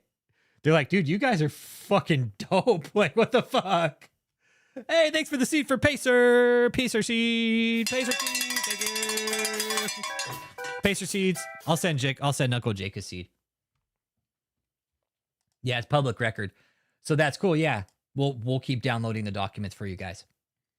Every time they come up, we download them. Yep, public records. So they can't say, oh, you can't publish this. Yeah, I can. I pulled it off the public platform. I paid for it. I downloaded it. It's now mine. Yes. It's 15 cents per page plus the $50 a month subscription. So, and again, you guys, I'm happy to pay it, like whether you guys do support or not. Really, we both are. Like, this is important. Yeah, God bless Dick Cheney's America, right, Chris? Freedom of Information Act. All right. He's like, no, this is America. We can publish these documents. It's freedom of information. If they're public, yeah, no, it's theirs. The Americans, the public pay for the judges. They pay for the court reporters. Certain circumstances, they probably redact certain shit, you know, for obvious reasons. But as far as this is all public journalism. They can't do anything about this. Recalling case 2520560, United States of America versus David Taylor. Sarah Cohen, on behalf of the United States. Thank you. Just put your appearance again on the record, please. Oh, Scott Rosenblum. I'm sorry. I was just getting notes for listen. what you're going to say. Oh, okay. All right. And just real quick, there will be no more audio. Okay? There will be no more audio. It's all going to be court documents now, and we should be having some coming up here pretty quick, actually, within the next couple of weeks. Mr. Taylor, I'm going to say some things that the folks in this courtroom have probably heard a couple more times today, but it is part of my decision-making process. And the first thing is you are entitled to the presumption of innocence. There is nothing that has taken place in this hearing today, anything that was in the government's proffer, its memorandum. No, it was David, Eli. It was David. You know how I know? Because she said your lawyers did a good job for you. It wasn't Scott Rosenblum that got shut down. It was David. It was David. David's ego won't let him shut the fuck up, Eli. David's a full-blown narcissist. He'll cut off a fucking judge. He doesn't give a fuck, dude. That wasn't Scott. That was David. I promise you it was David. We are David E. Taylor, bro. Or anything that I might set forth in any finding that's intended or should affect that presumption of your innocence. And this is a detention hearing, and it's governed by the Bail Reform Act. And that act says that detention is considered an exceptional step. Bond is presumed unless it is determined that there are no conditions or combination of conditions that will reasonably assure your appearance or reasonably assure the safety of the community. Creators, take these 3 apps I built to run my business made with Base 44. They're ready for you as... And it was David, bro. Trust me, that was David. You could hear him. He's like, oh, we'll take that date. And the way the judge addressed him, she was like, your lawyers did a good job for you. That was him. Like, you listen to the context of the wording. It really matters here, dude. You got to listen to the context. It was David, man. And David's the kind of prick to cut off a fucking judge. Even with the lawyer sitting right there. That's the lawyer's job, is to do that. But David's the kind of prick to fucking cut off the judge, bro. He does not give 2 fucks. Act requires that I impose the least restrictive measures to provide those reasonable assurances. Now, in your case, with the charges that you are facing, it is a presumption case. And that means that these charges are so serious by their very nature that Congress has decided that it is presumed you don't get bond. But as your lawyer said, that presumption can be overcome. And I understand the government has a belief that they haven't overcome the presumption, but you just need some evidence to overcome it. You don't have a criminal history, and you have ties to varying communities. So I'm going to assume that you have overcome the presumption of detention. But then I have to look to the 3142G factors. They were all talked about here today in some way, shape, or another, and they're in the government's brief, and they're talked about in the brief that was filed by your lawyer. The first is the nature and circumstances of the offense. It's laid out in the indictment. It's very serious. These allegations are horrific. I understand that this is ostensibly a church, but from where the court sees it, it has serious questions. If churches that I know don't operate in this manner, and this is a presumption case, and so this factor, the nature and circumstances of the offense, and I understand you have what you have telling me a formidable defense to what is laid out in the indictment and the nature and circumstances. But what I'm looking at, it's serious. It weighs in favor of detention. Then I consider the weight of the evidence. It's not the weight of the evidence of your guilt or innocence. It's the weight of the evidence as to your risk of non-appearance or danger to the community. And as to your risk of non-appearance, the government has set forth here today and in its memorandum, that you have some financial means potentially. I don't know if it's super significant for you to go a lot of places, but what's really concerning about me is that you have ties so many different places in so many different states, and you have supporters. I'm hearing, 200,000 people, and that gives me some concern that you are a risk of non-appearance through your ties and your supporters. And they only have to convince me by a preponderance of the evidence. And they've come really close to that. But I'm mostly concerned about the danger to the community. And if David wasn't a scammer, he'd probably be fucking like a professional donut eater or some shit. I've seen Ashley on stage, but she hasn't been in a long time, ever since she got pregnant. they have to show clear and convincing evidence. And I look at what's set forth in the affidavit. Those aren't just, there's allegations, yes, but there's actual text messages that are set forth that enhance what's in the affidavit. You guys, that's what ruined them too, is the text messages. Hit that like too, man. Let me know you're all here.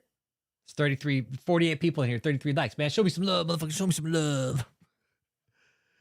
Yeah, David's going to be cooking in prison. Just good. You guys, what fucked him over in all this was the text messages. Text messages, man. And that for aren't just, there's allegations, yes, but there's actual text messages that are set forth that enhance what's in the affidavit. And then I heard in the government's proffer today, and I understand this is an ongoing investigation and they are still uncovering things. And the things that they have told me today that they have uncovered are very concerning, very disturbing, and, you know, indicative of your dangerousness. Yes, Eli, correct. And I think your history and characteristics as well. You don't have a criminal history. And by your lawyer, you've been, you know, serving in this ministry, and you have, you know, you have supporters here who believe in you. And, you know, that would be a good thing in your favor, but it also cuts the other way too, because what's laid out here in this indictment and what I've read is really concerning, Mr. Taylor. You are alleged to lead this organization that is alleged to have engaged in some activity that is incredibly troubling, concerning to the court. So I think this all speaks to your dangerousness to the community, and I know your supporters completely disagree, but you don't have all just supporters. There are people who, you know, you're going to have your witnesses at trial that say none of this happened. They're going to have their people that tell a very different story, and that's not unusual in situations like this. But But from my vantage point, I'm extremely concerned. I'm also really No, we don't have the bond hearing. No, we don't have the bond appeal. Nope. They're you guys, after this was the last time we heard anything on record, because now it's up at the federal level. It's actually in the main court, so we're not going to have any more audio. This was the last one.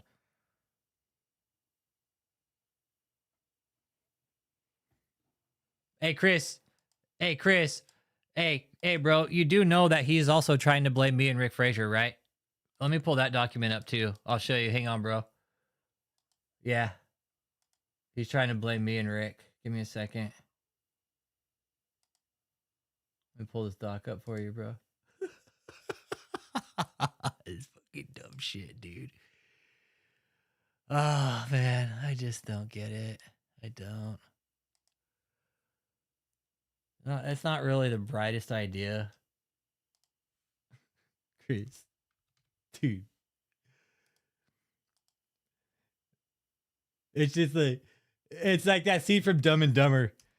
Just when I thought you couldn't get any dumber, you go and do something like this.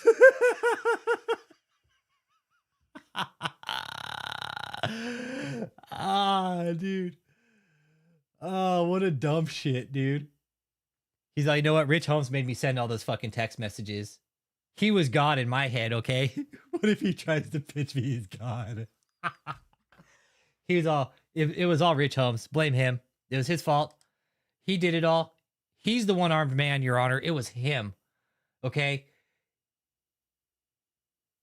I reported to God, and Rich Holmes was God. He made me do all this, Your Honor. Watch him totally flip the fucking script. I know, totally redeem yourself.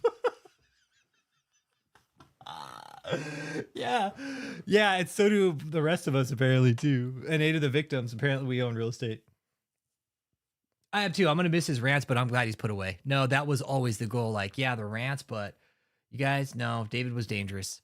Concerned because there's no real good place right now for me to tell you where you could go, where you would be. No, you let me talk. Okay. You've That's David. Talked. I know you proposed an address in this district that hasn't been vetted by pretrial services. I have no idea where that is. You don't have, you have some ties to this district. There was a church place here, but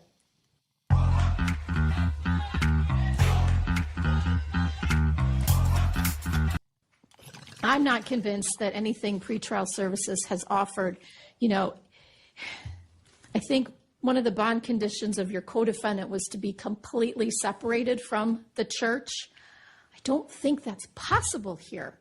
I don't think there's any bond condition where you're proposing to live in North Carolina. That's still part of this whole organization. That's still part of it. And your supporters, if I understand what the government's saying in their investigation, part of that is to protect Mr. Taylor. And I don't know how the extent that protection might go, but Mr. Taylor, I think the only way I can keep the community safe and, to separate you from this organization, that's the only bond condition I could think, that would, I could possibly consider. I don't know how to do it at this point. And bond requires trust. And, you say there's some discrepancies in the pretrial services report. But for me, I could see that you weren't completely forthcoming with the pretrial services officer. And I have a problem with that. That's right there. It's like all the shit he could have done, right? It's like, we know David's a liar, right? We know he's a fucking compulsive, habitual fucking liar. But we were saying like a few weeks back, it's like, dude, David, the one place, I know you're not going to see this video ever, but the one place you should stand up and fucking take your licks like a man is in the justice system. You fucked up, you did the crime, do the time. Yeah, dude, he lied to pretrial. Dude, he didn't even fucking make it to court and he was lying. Yeah, dude. Yeah, he lied to pretrial services. He might as well fucking walked in and lied to the fucking judge. That's what he should have done. He should have just lied to the judge straight to her face. He would have been better off. He would have skipped all the bullshit and just lied straight to the judge. Mr. Taylor, you're lying to me? Judges do not like being lied to, especially their pretrial service officers, because the pretrial service officer would be like, oh, he lied, Your Honor. Yeah, it's like, dude, I know. He tried to, yeah, dude, he fucking lied to him. So did Michelle. They both lied. And that's what's great. The judge says, I have a problem with that. You lied to pretrial, and that's your one chance, Mr. Taylor. That's your one chance to be forthcoming, and you lied. Coming trial services, and you say there's some discrepancies in the pretrial services report, but for me, I could see that you weren't completely forthcoming with the pretrial services officer, and I have a problem with that. That's your opportunity, and it doesn't appear that you were fully transparent. These allegations, what the government said in its proffer, I understand that the co-defendant, that individual did get bond, but I think these supporters heard, earlier in the case before this, I look at the cases individually, and your particular role, these particular allegations, what the government has said in its proffer, I do not believe, and I understand that we've got 2 pretrial services report that recommended bond with conditions, but from my vantage point, I do not believe that any of those conditions are sufficient to really assure your appearance and assure the safety of the community. And I know this ruling will come as a great disappointment to all of you who are sitting there, who are supportive of this, but that's my decision. And I'm going to enter an order that keeps you in custody pending the resolution of your case. You do have a right to appeal. I fully expect that you will. No matter what my decision was today, somebody was going to appeal. And to that end, I have been informed that Judge Berg has Tuesday, October 21st at 9 o'clock available should there be an appeal that needs to be heard. We'll take that date. Well, you'll have to take it up with them. But, right. Your lawyer did a good job on your behalf. I just happened to disagree with him on... See, that was David. That's how I know it was him, because he's like, your lawyer did and that was the same voice earlier, yeah. The arguments that he made. And I agree with the government on this one, that detention is warranted. Bam, gavel down. Have a nice day.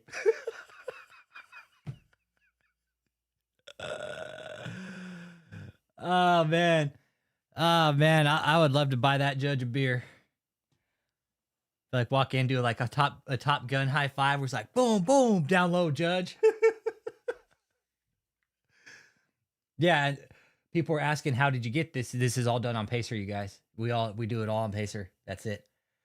It's all done on Pacer. We get the updates, we download the files, and we process them right away to you guys. And we get the information out because we've been tracking this. Oh, yeah. Oh, yeah. And there's another part to this where I have the entire thing, but David's lawyer was laughing, and the judge admonished all of them. She's like, that's not funny. Be quiet. She admonished the entire cult. No, they were acting like shitheads in the fucking church, in the court. And the judge is like, nope.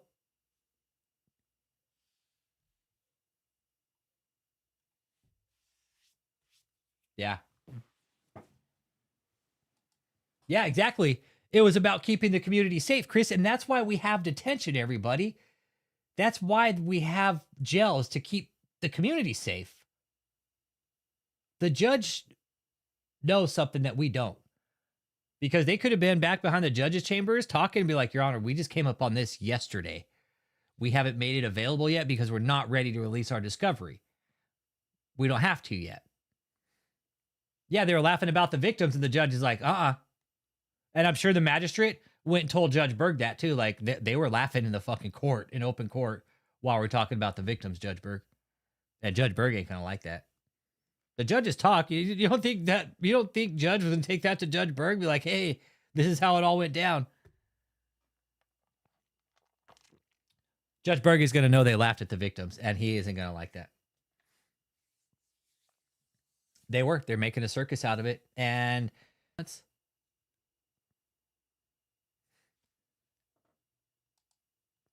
Eli, let me tell you something, bro. That's a tactic.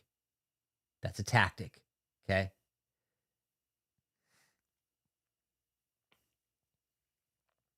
That's a tactic, bro. Okay. Don't let that slip your mind, bro. All right. I know it sucks. Let me tell you something though. Dude, no, Michelle's gonna fuck up, dude. All right. That's Michelle 101, bro. Michelle Brannon 101. If Michelle can fuck up, she's gonna fuck up. Okay. So Michelle's gonna fuck up out on bond. She already has. I know that. It's just got to be brought up to the judge, and it's gonna just give it some time. All right. Once the judge finds out Michelle's violated her bond, he's gonna be fucking livid. He isn't gonna be happy about it at all. She's to have no contact with the cult. Nobody is allowed to contact her from the cult. There's nobody within the cult that can come in through like multiple avenues of approach and contact her. No, zero contact. Yeah, Michelle got an ankle monitor too, but she's using Facebook to contact people. How fucking dumb can you be? She's contacting people from the cult like the judge ordered her not to. Eli? She's contacting people from the cult. Just like the judge said, don't contact anybody from the cult. But she thinks the rules don't apply to her. So she went and did just everything the judge told her not to do. That's how she violated. This is all Michelle knows. This is a tactic, Eli. This is a tactic. They knew Michelle would fuck up, so they let her out. But they want David. David is the one they want out of everybody. David, this sack of shit right here. I don't know. She could have like 10 fucking Facebook accounts set up, dude. I don't know. But my sources that I have, that I know and I speak to, that are legit, have told me she's reaching out to the fucking cult and she's in contact with them. I'm like, okay. Did you let them know?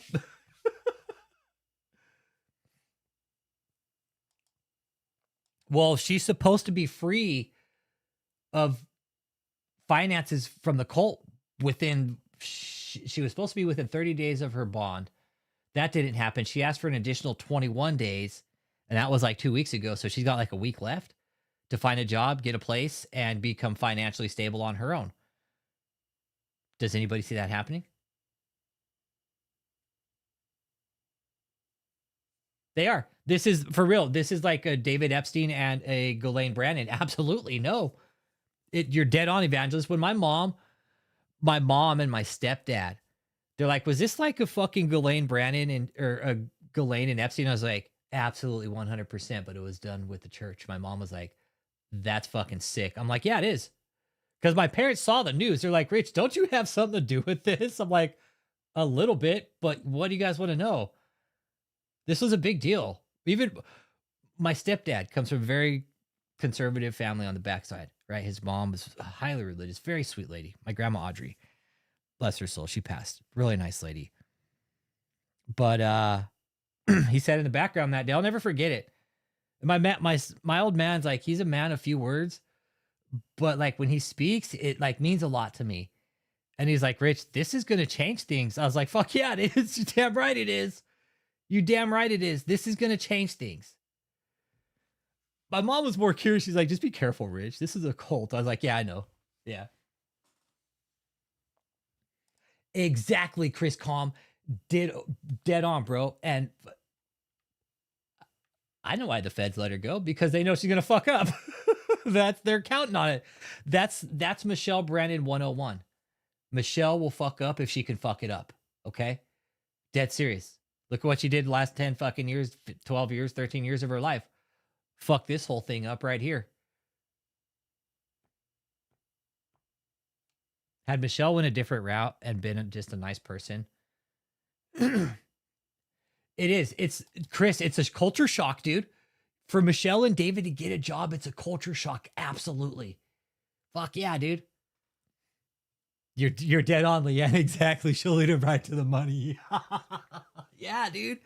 That's exactly why. Like, fuck, let her out. She'll lead us more money. Let it. Exactly. Well, she's not that smart. And I for sure think the feds let her out because she's gonna fucking take a bread. She's gonna throw breadcrumbs down. The feds will be like, "Oh, look at all these breadcrumbs she left us. Thanks, Michelle." That was all of us, Evangelist Carrie.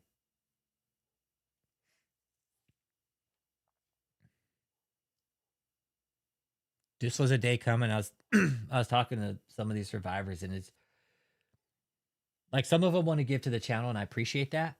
But in the end, you guys, you know what? All we ever wanted out of this was this right here is a fucking mugshot.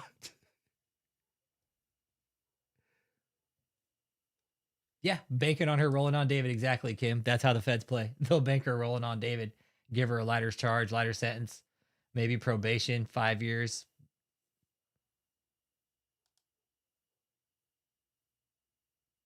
I agree. I think so too, Will. I think so too. And this will be. Imagine not working for fucking like 12 or 13 years and then all of a sudden having to get out and get a job. How did you feel the day they got arrested, Rich? I was in complete fucking total shock because I had to work. First of all, I was working as it was going down. But it overall, I mean, I was watching the news bits as they were coming in. I was like, oh, this is really fucking happening. And I was like, okay, here we go. Here we go. You're right, Elizabeth Rican. They'll seize everything. And there is a process for that, you guys. The feds just can't come and say, oh, we all own this now. No, they're also going to have to get convictions in this, but they're already in the process of seizing the property. They're already in the process of seizing the properties, you guys. So it was. I had a fucking anxiety attack. I did, Evangelist Care. I had a fucking anxiety attack. I was like, holy shit. Because here's the thing, like I was in the military, and I've seen what it takes to move men and logistics, manpower. For this to happen, right? This was a logistical. It took a lot of logistics to do this, you guys. And I think that's what I was so kind of perplexed by. I was like, holy shit. Like, oh, fuck. I think that was like my initial shock, like, oh, fuck. Now that I'm thinking about it, yeah, that was my shock. It's like, because in the military, like, you know what it takes to move manpower and equipment, right? It takes a lot. It takes money. You got to have fuel. Like when we did convoys, right? For example, you got to have the fuel. You got to have the manpower. Like if you're out doing firing ranges, you got to have the ammo, right? You got to have the equipment. But not only this was a raid. It wasn't just the feds, you guys. You had state, local, and federal. You had pretty much Washington down on this. Hey, what up, Green Grove Moms? What up? What up? What up? What up? What up?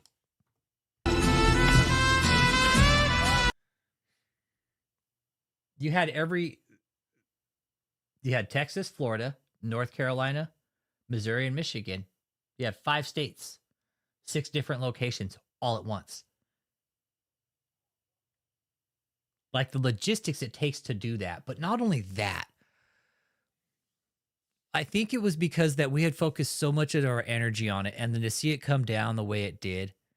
Because not only that, we told him. We told him to stop. We're like, dude, stop, you guys. Cut the shit out. We know you're laundering money. And I take that very personal because, like, especially during COVID when they took a fucking PPP loan and they didn't fucking need it. They took a $30,000 fucking PPP loan and they didn't fucking need it.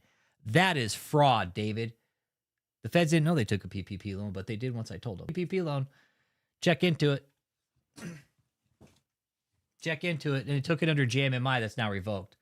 So, yeah, that's a problem. Like, there's so much fraud involved with this organization. I really hope the Didell unfucks this. I really do. She needs to go after the PPP fraud, too, because that was there.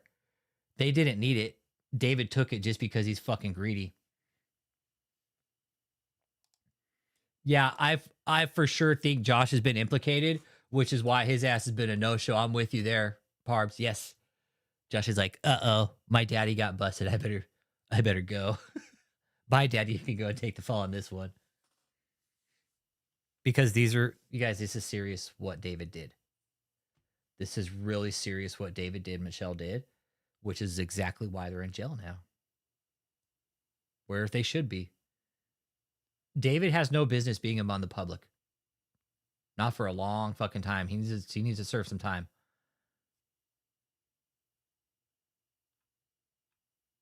He thinks he's going to get out. I don't think he's got a fucking chance, though, in hell. He's going to do time. I mean, what they did, you guys. Yeah, Paul, Joseph, Josh.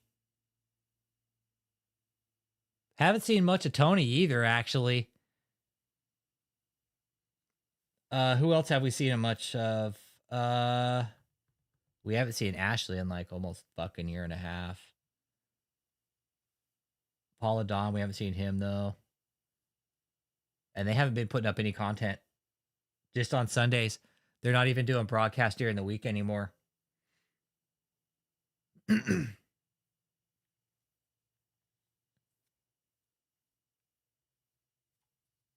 Yeah, Paul's got some shit to worry about too, because even right here, this one. Facing criminal. In the original, when they first came out and started talking about the case, no, LaMarcia, she's split. But she's still, LaMarcia is supporting the ministry from like behind the scenes.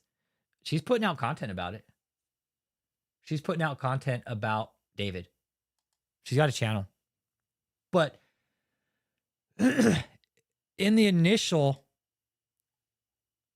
the prosecutor even said, hey, Your Honor, money's been going back and forth between Paul Adam and David's church for years. So yeah, Paul Adam's like, uh-oh, I'm in trouble now. And that's, I've talked with Matt about this. And we've had this conversation too here in the community. That's how a lot of these churches do it. They pass the money back and forth.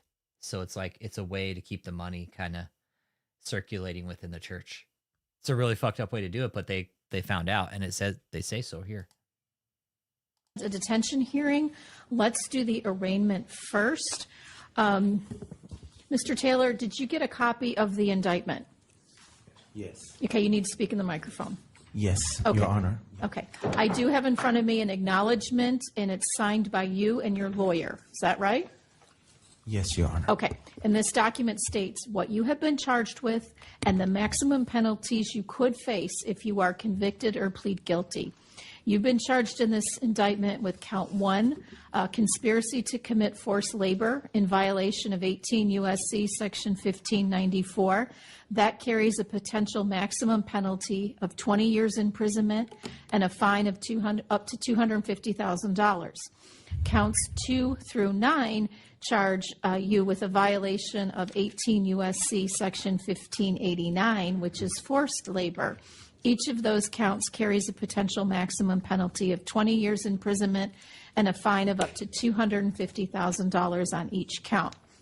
You've also been charged in count 10 of this indictment with conspiracy to commit money laundering in violation of 18 U.S.C. section 1956.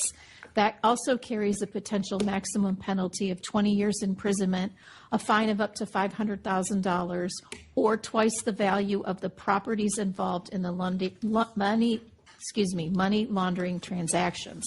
You also need to understand that the court could impose consecutive sentences if you are convicted of more than one count. Mr. Taylor, do you understand occurrence?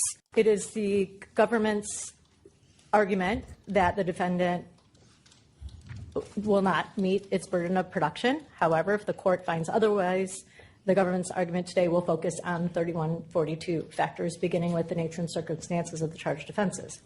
This is where she's going to talk about Paul Adam being involved. And these people we haven't seen in a while. And this is why, because you guys, the prosecutor is now bringing these people's names up in the trial, and people are like, uh-oh, they have my name there. That's not good. Anytime your name is mentioned in a trial like this and it says United States versus your name, like, just fucking throw in the towel. I know he's David E. Taylor, Your Honor. He's gonna fucking throw Mike under the bus. He's gonna throw Mike under the bus. According to the evidence presented to the grand jury and reviewed by this court, David Taylor was a self-proclaimed general of a very unusual and brutal regime. And he was, according to the evidence, a serial sadist. Bam, sadist right there. Even says it on the record. He was a serial sadist. Absolutely. And that is... I believe it too. His sadist, deviant, all the above. Like he was, this is a unique character right here. Yeah, I'm a genuine innocent man, Your Honor. I was talking with Kevin G about this today. He was like, man, I was like, man, wouldn't it be nice if they played like the death threat video as an opening to the trial? Just throw out the death threat video right from the get-go.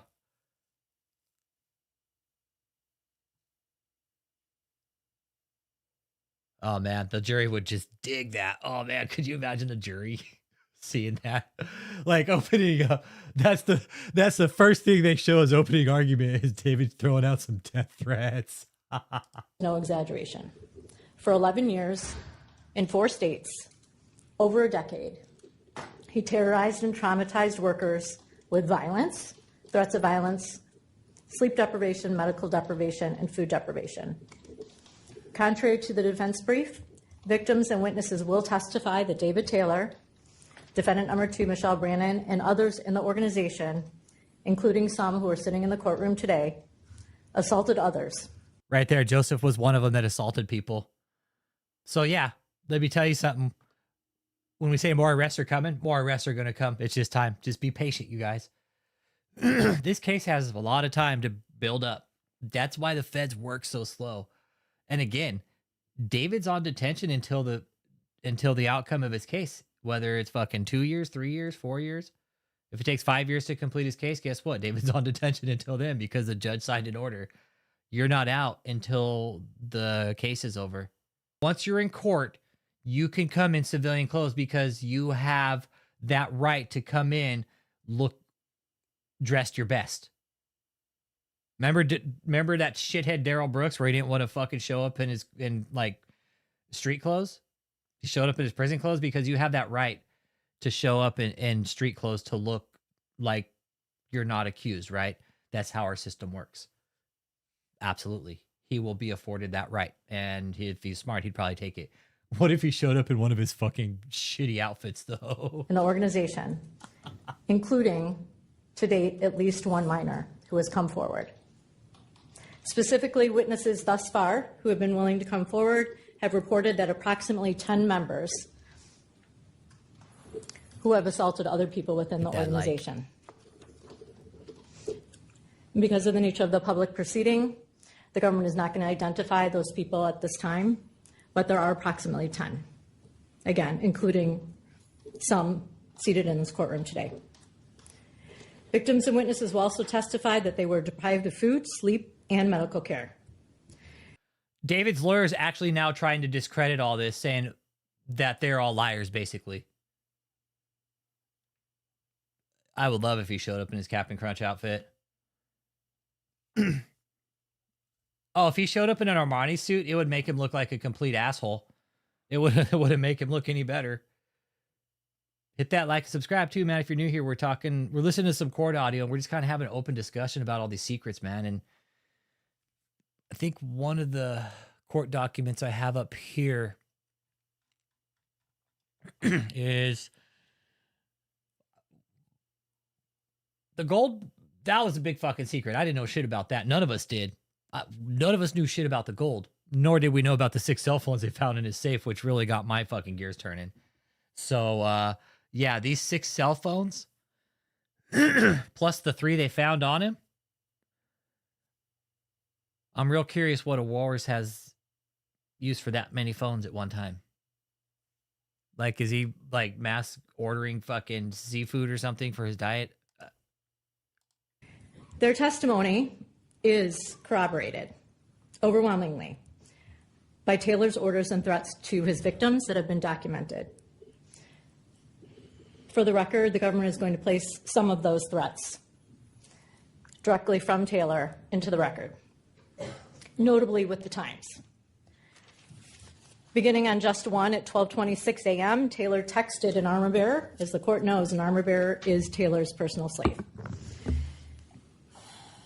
He instructed the armor bearer as follows: "You'll have to raise $164,000 today." To clarify, the armor bearer was responsible for passing on that order to the workers. "Each hour you will fall behind, consequences will start. We will mess with the food. You will fast from the regular food or abstain for a while. Those who do not push in their calls individually and as a team with the right amount of people and closing numbers at 6 p.m., they don't eat dinner at all. They might get a snack before bed, but not much, and this regiment will go on every day for 21 days until they obey. Take away the food. Exclamation point, exclamation point. There will be other consequences. We must make them fast and pray." Another one at 3:55 a.m. Taylor texted the same armor bearer: "Those in the top 9 that don't do well will stay up and close and stay on top of the delinquents. Put the pressure on them for not having their time off. Nor food. They will fast."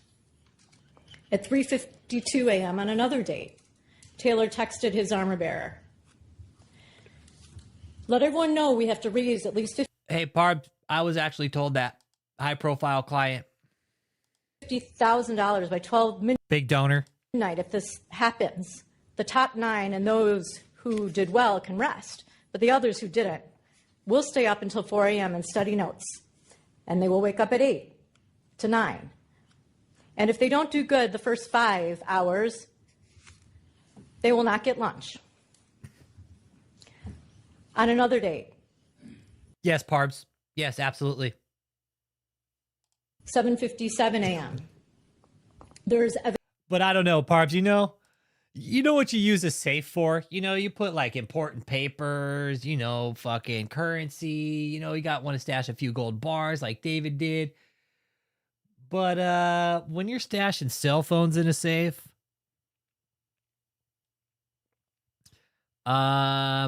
that perked up my ears more than the fucking gold bars did. And exactly, when the feds find these types of things, how they do this. They would have opened the safe. They would have saw the 6 cell phones laying there. Hey, somebody come here and photograph these 6 cell phones right here. We just found these 6 cell phones. Photograph them right here.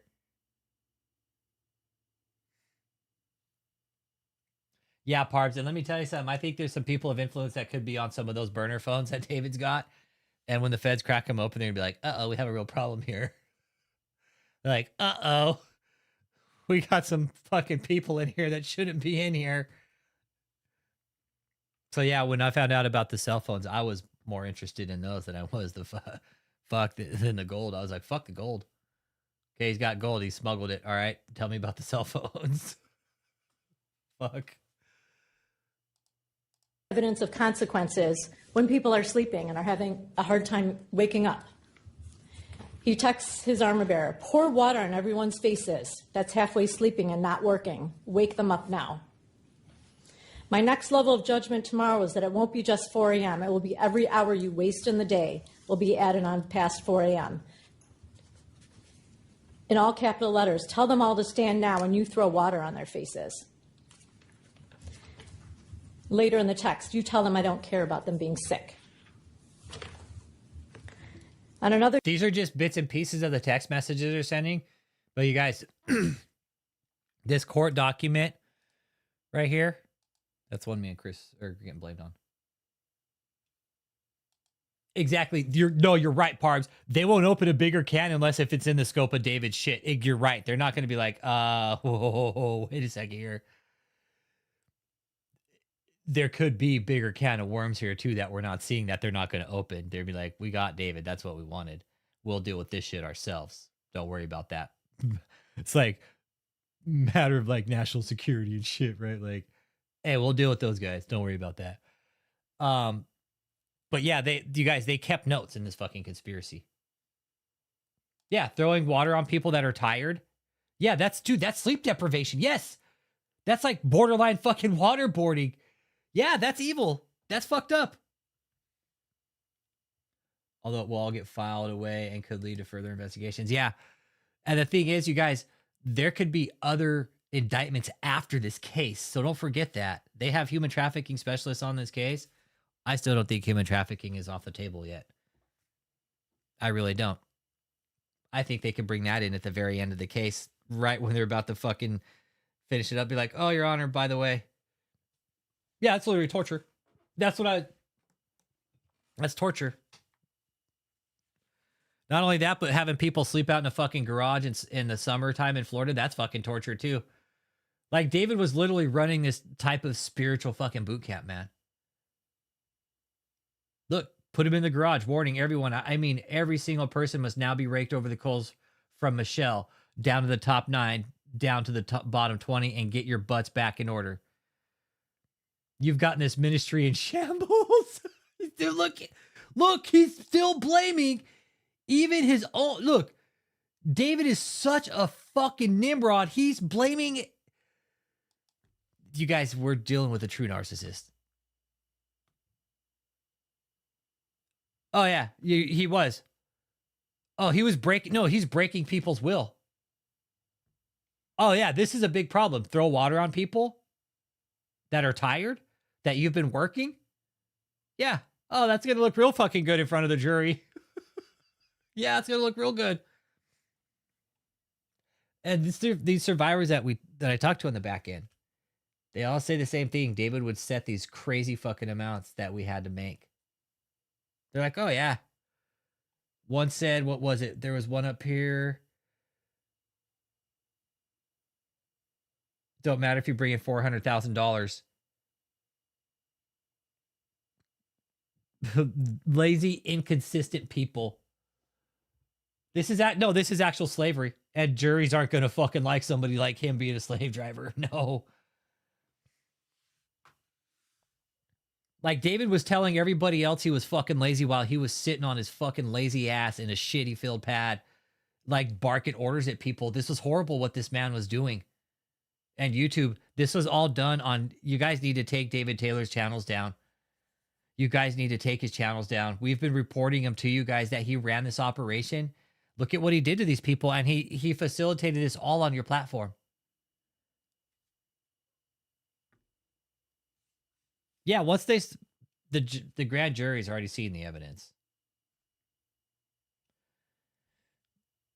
Barbs, well, David is blaming me and Rick Frazier for the last 10 years of his problems, so it would be a weak defense in his case, and it would be one of his last worst mistakes he could ever made in his fucking life. But for whatever reason, he did feel the need to mention me and Rick Frazier. But I'm like, okay, take me to court.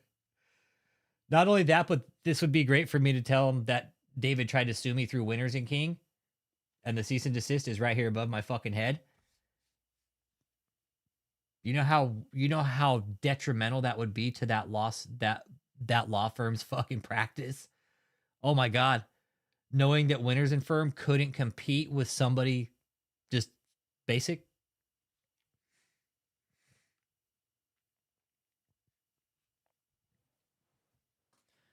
It's not going to be me that puts the nail in this, you guys. You know who it's going to be? These survivors. It's not going to be me. It will have nothing to do with me at all. It will be the survivors, you guys. It will be their testimonies. It will. I'm a journalist. I have no affiliation with this organization whatsoever. That's it. Journalism. That's all this was. Documenting, collaborating, getting the interviews, breaking down the psychology of a cult. Not me. I'm not the key. The survivors are, you guys. No, fuck that. The survivors are the key, not me. They eyewitnessed it, you guys. We're the middlemen in this, man. The survivors Nope. Has nothing to do with me. It never will. It never will. It's always the survivors, man. I didn't deal with what they did. We were middlemen in all this, man. We were, how do you say it? It's like, we were just like, dude, we were just on the sidelines, man. Once the survivors came out and started talking, it was all them at that point. We had to let them know we were here listening. And we still are. Anybody that's come out of this cult, we're still listening because there's still a lot to process with this.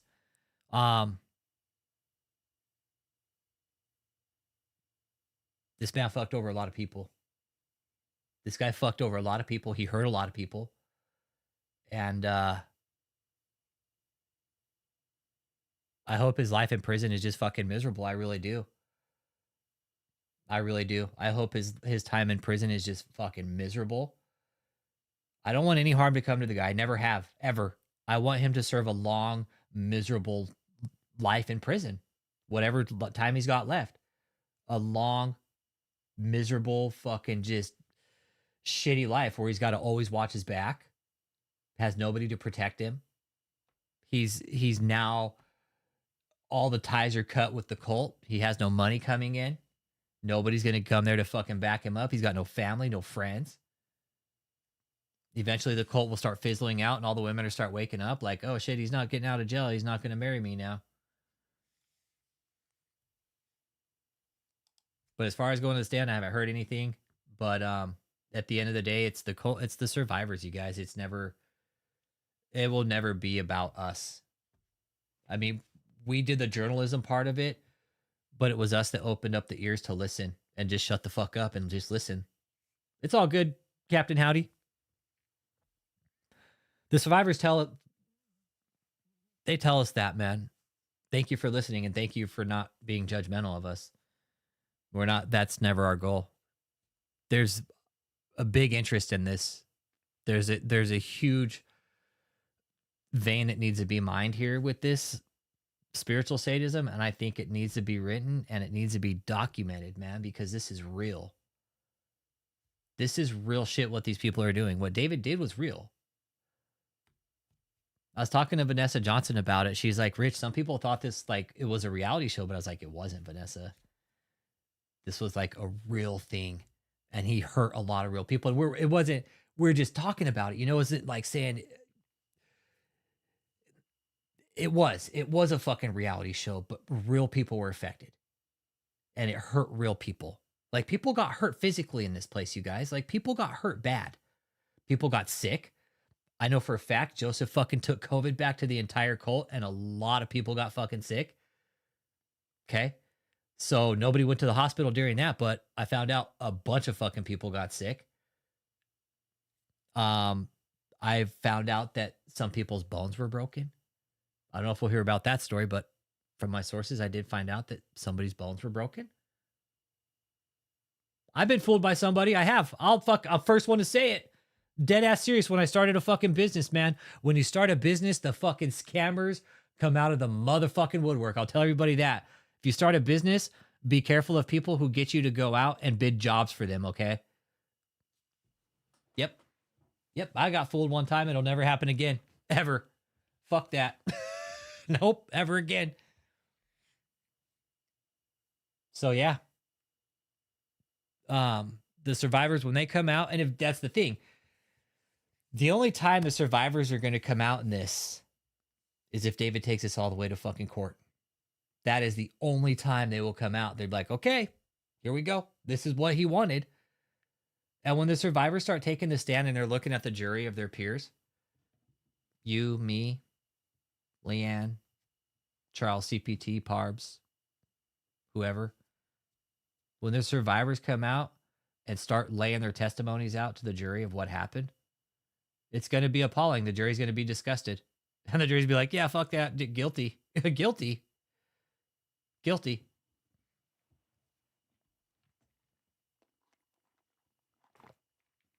But now, the internet's a great thing, and we have that ability to check shit out to make sure we're not being fucking lied to. With David, that's all we had to do was tune in and watch. David buried himself in his own lies. He did this all to himself. He did it by keeping so many fucking secrets. That's why David's in the shit he's in now. Because of fucking secrets, everybody. Kept secret after secret after secret from the public, from his group members. Everything on the channel, I'm finding out, is the survivors are watching and they're saying everything on the channel is the shit that David lied to us about. Yeah, dude, all we had to do was just sit back and watch. We're like, okay, he's going to do this. All right, cool. Document it. That's all we did, right, Cap? We just fucking documented it. We sat back, we watched, and documented. That was always the goal. Always the goal. Observe, man. Watch. Sit back and watch. We had a fucking front row seat. We'd have to pay for it. It's fucking free. Jesus Christ. It was a fucking front row seat to a free fucking like money laundering operation.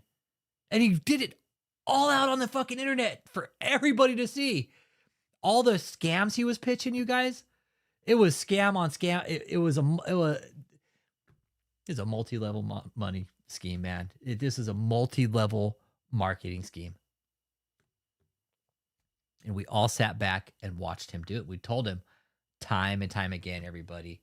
Cap, how many times did we tell him not to fucking do it, right? Fucking told him. Michelle, David, stop. Cut the crap. Cut the crap. You think this is a fucking joke. Like, you're American citizens, okay? You're no different than me, dude. You're just fucking caught up in a cult. Don't go this route, Joseph. That's Joseph. Joseph, no, you know your time's coming, Joseph. That's why you've been hiding. Huh? You know what's up, Joseph. You knew all the secrets too. That's why Joseph's ass is hiding, because he knew all the fucking secrets too. Not only that, yeah, I think we told him thousands of times, probably. I think it's probably up there in the thousands, I think. Yeah, it's probably up there in the thousands. Told him, just stop. Stop, turn yourselves in and just go. Just. That's what I'm thinking. Probably got him. Oh, if Joseph tries to leave, it'll make him even look more like a criminal. And Joseph was assaulting people. That's the thing. So Joseph knows. And I'm pretty sure what surprised me is some of these eyewitnesses are going to come forward and say, yep, I was one of the people he assaulted. Yep.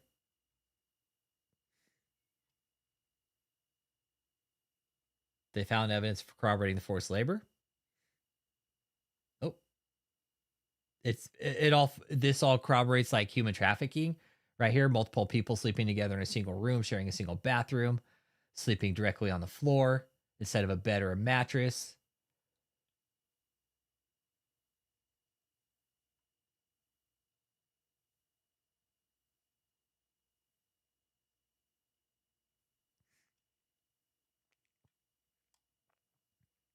This is going to be a problem right there. That's for sure. That one's going to be a problem. Especially.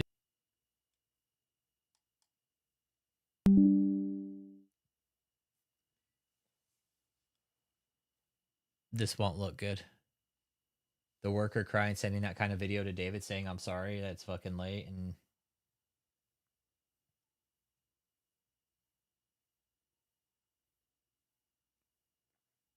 here it all is. Yeah, I think Joseph knows he's going down. Because who do you think also got a lot of text messages, Joseph? Michelle. Michelle and Joseph from David. And then they carried out all the orders. Isn't it, Cap? Cap, like this could kick it up to sex trafficking right here. This right here, this could kick it all up to fucking trafficking right here just with one video. If that person came forward and said, yeah, I was kind of forced to do this and it would automatically kick the charges up. It wouldn't be good. Look, adding up to thousands of such videos and photos. Notebooks documenting workers scheduled, making calls. Evidence and consequences Taylor and or Brannon imposed on workers. Restriction on food, making workers pick up trash for 24 hours straight. Yeah, this is pretty much slave labor. Yeah. Slave labor. And for multiple minor children, workers. Minor children of the workers lived in the call centers. Yep. Yeah, that, and you're absolutely right. If people come forward and say this was under duress, absolutely. Yep. Absolutely right, Parbs. And if there's women on the jury, oh man, they're gonna be fucking pissed. I hope it's mostly women. I hope it's an all women jury. I'm fucking just fry David. Just fucking fry his ass. Be like, look at this fucking slob. He's guilty. They walk in and deliberate for 5 minutes. Guilty, Your Honor. We have a verdict. You guys are done already? Yeah, Your Honor. He's guilty. Have a nice day. We're going home.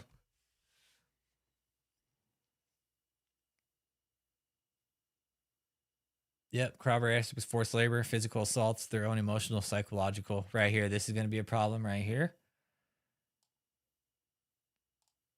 And this is all the stuff that was taking place behind the curtain of this cult, man. It's very dangerous.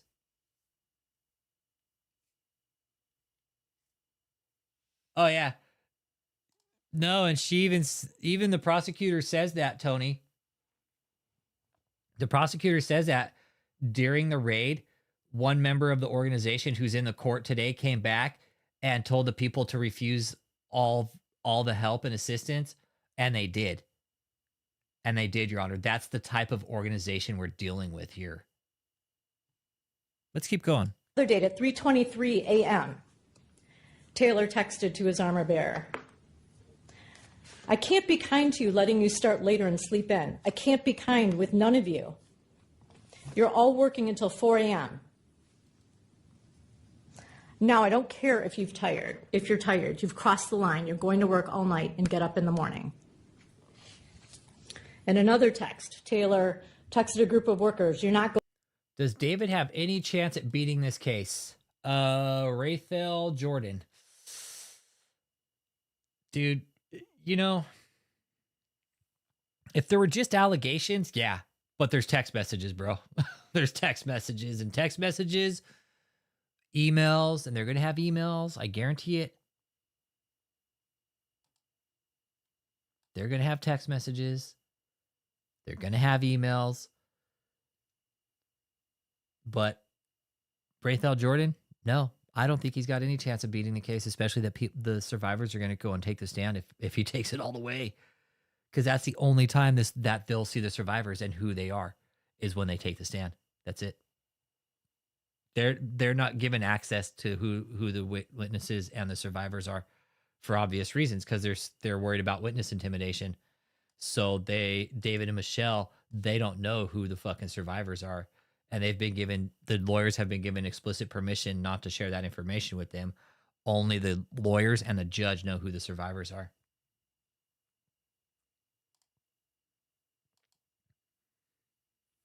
Yeah, they'll pin absolutely everything on him. If Michelle comes in, I hope they point the finger at each other. Going to bed tonight until you raise $33,000. And as the court knows, the $33,000 and all the other money that Taylor is insisting being raised is not for the benefit of the community. It is for the benefit of David Taylor and Michelle Brannon. On another date at 1:44 a.m., Taylor texted a group of workers in capital letters, point blank, "If you don't work, you can't eat." On another date, Taylor texted a group of workers, warning to the whole staff in capital letters, "If you don't work and learn closing like we told you, then you won't eat." There are more. They are in the brief, and there are more in evidence. In addition to the threats that are corroborated by victims and witnesses, FBI agents are now investigating even more disturbing evidence, in addition to the forced labor. There is evidence now that Taylor coerced some female workers into providing masturbation videos and sexually explicit photographs to Taylor. The female members who have disclosed, and there are more in evidence. In addition to the threats that are corroborated by victims and witnesses, FBI agents are now investigating even more disturbing evidence in addition to the forced labor. There's evidence now that Taylor coerced some female workers into providing masturbation videos and sexually explicit photographs to Taylor.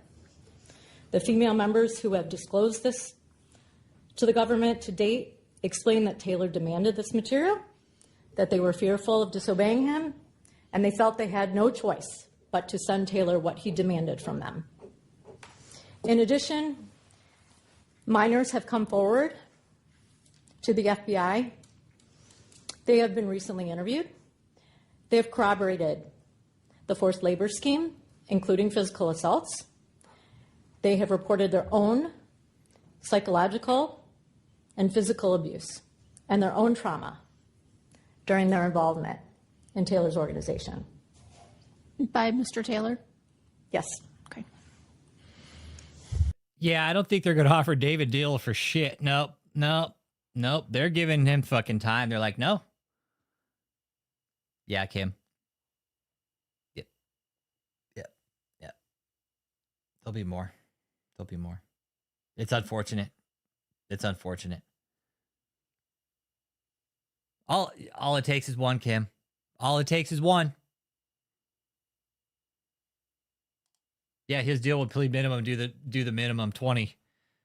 Whether he gets some consecutive or concurrent will be up to the judge. Or instructed by Mr. Taylor. Yeah, absolutely. They've already pled not guilty. Yeah, Leanne. Anytime. Yeah. Okay. If you do a crime in America, right? Let's talk about this for a minute. When you do a crime in America like this, right? And it's this high, and you fuck with the jury, and you piss the jury off, like you don't want to go to court in a federal case. You typically don't want to go in front of a jury ever, because now you have the jury deciding your fate. I know one is one too many. You're exactly right. It makes my fucking blood boil. But with this, whenever you go and plead not guilty in a case like this, oh man, it pisses the courts off something vicious. Now they got taxpayer money. They got to bring in a jury, right? And this could end. David could take a deal 2 minutes before he walks into court. They could take a deal 2 minutes before they walk in to start the trial. And that's it. We'll never see a trial. That'll be it. David might get smart, but he already pled not guilty. He's already entered a plea of not guilty. They're going to trial. He should have taken the plea deal. When you don't take the plea deal, it typically pisses off the feds. And then when trial comes, they're going to fucking rake out all the evidence. They're going to be like, okay, here it all is. This is why we did this. Here's all the evidence now. Here it all is. This is what David wants. He wants to take it to trial. He wants to make this a fucking media trial. But if he does, it's going to fucking ruin the face of Christianity. I'm sorry. That's how I see it. It's going to make Christianity look so bad in America. It's going to put a big fucking dent in it. And David, congratulations. You're responsible for that. Yeah, David should have pled guilty. He should have just said, "I'm guilty. I'll take the fucking time. Just I fucked up. I'll do the time. I'm ready to take my licks, Your Honor." He should have pled guilty. So should have Michelle. They both.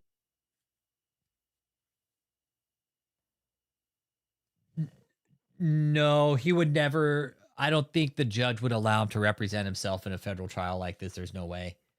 They would give him counsel. It's too. The charges are too steep. There's no way. I mean, he could. He could represent himself.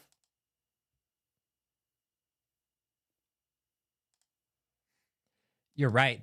The prosecutors, what's up, Daniela? The prosecutors have a mound of evidence. They have, and the defense just barely started getting all of it. And the defense is probably like, uh-oh. I keep saying that, man. Like, the defense, David's defense just now got the first part of the discovery that the feds had, and they're fucking like probably shitting their pants like, God damn it, he sent text messages.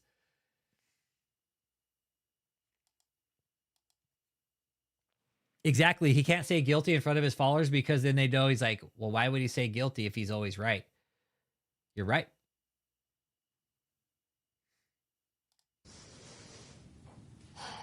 The serious nature and circumstances of the charged forced labor, as well as the newly developing evidence, as well. This was a secretive operation too. That's why it's called Secrets of the Dookie Deacon. This was a secretive operation, everybody. That's why David has no crime charges ever in his life, because he's used this organization to commit all his fucking crimes. Fucking white, like, these are called economic crimes. They're not white collar. That's just a slang term, but these are economic crimes. These are economic crimes. That's what they're technically called. As well as the money laundering detailed in the government's brief, unquestionably weigh in favor of detention. Moving on to the weight of the evidence, the danger Taylor poses is particularly insidious. Congress, of course, recognized this danger in designating forced labor as a presumption of detention case. But there's more than just forced labor.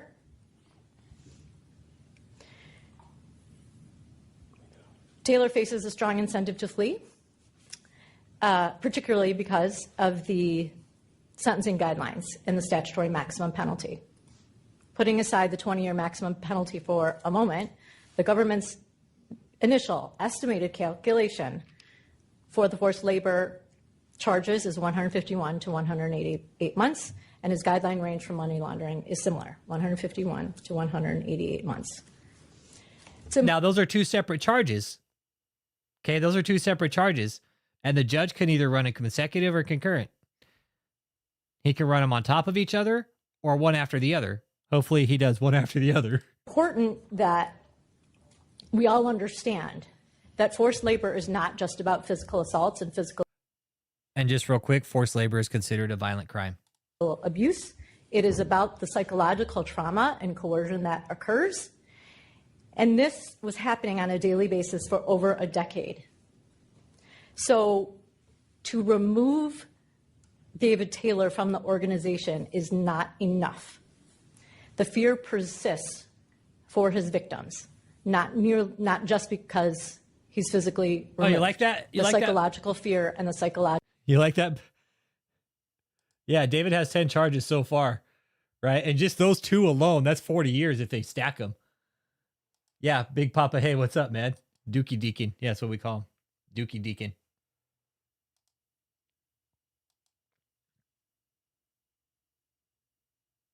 Oh, yeah, let's keep listening. His own words are hurting him here, yeah. Psychological trauma continues. The history and characteristics of the defendant.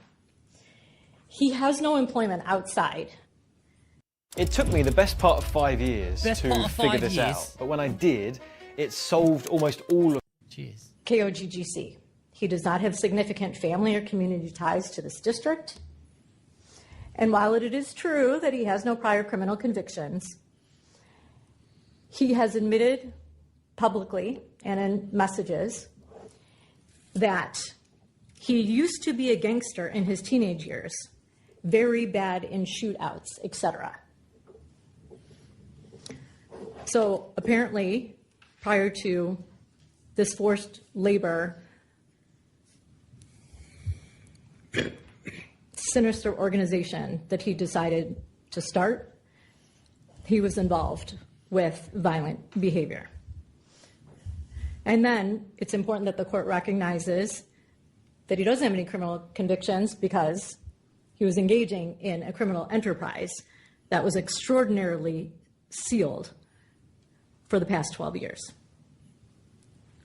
In addition to the lack of legitimate ties to this district, the government's financial investigation, which importantly remains ongoing, establishes that Taylor has numerous sources of funds to flee, as detailed in our brief.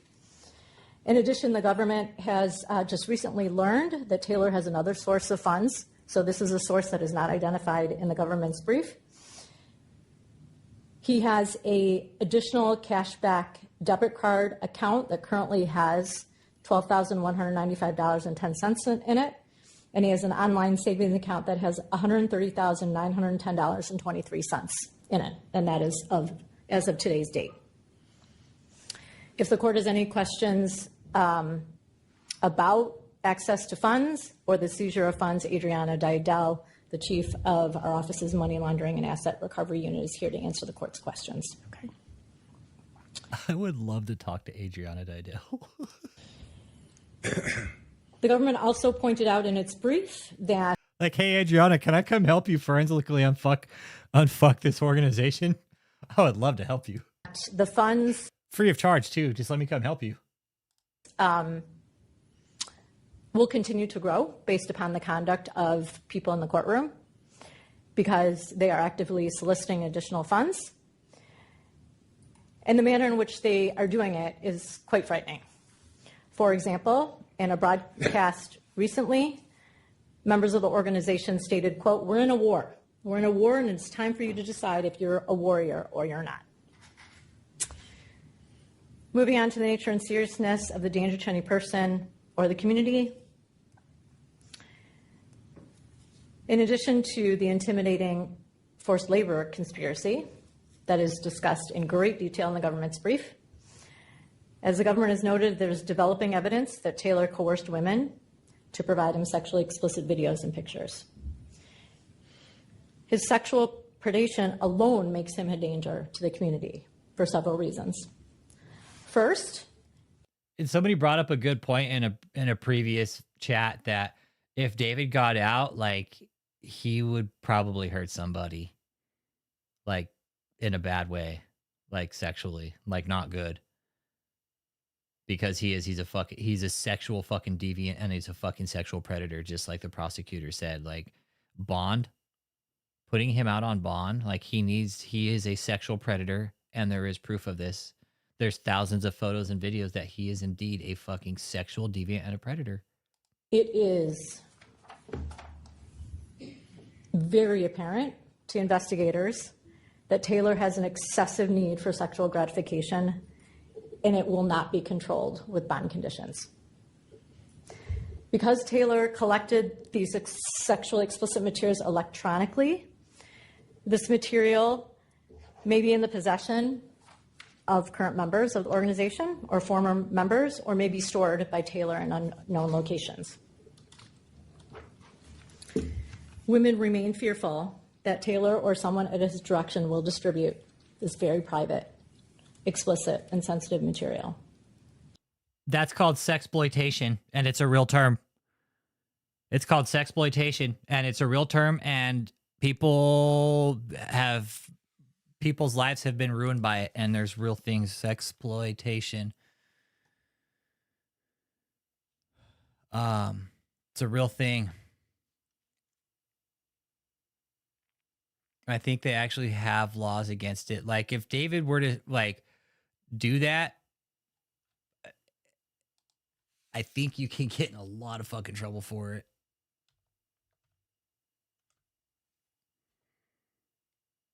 No, that's for children, though.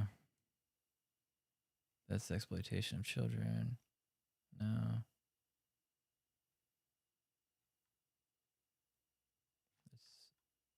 Yeah. There are certain things you can't send porn out of people like that. It's illegal. As detailed in the government's brief, also, during Taylor's meetings and online broadcasts, he used... Like, if David started sending out fucking naked pictures of women to just random people, he could get in trouble. He would get in trouble for that. It's called unsolicited porn, and you can't do it. It's illegal. Words like war and battle. He claims he's preparing soldiers. He calls himself a general. And he describes how he's training the end army.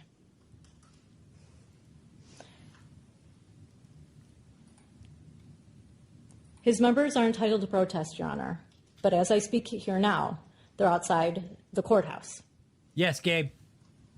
And that should be noted. Yes, he's in Michigan. He's in Detroit, Pike County.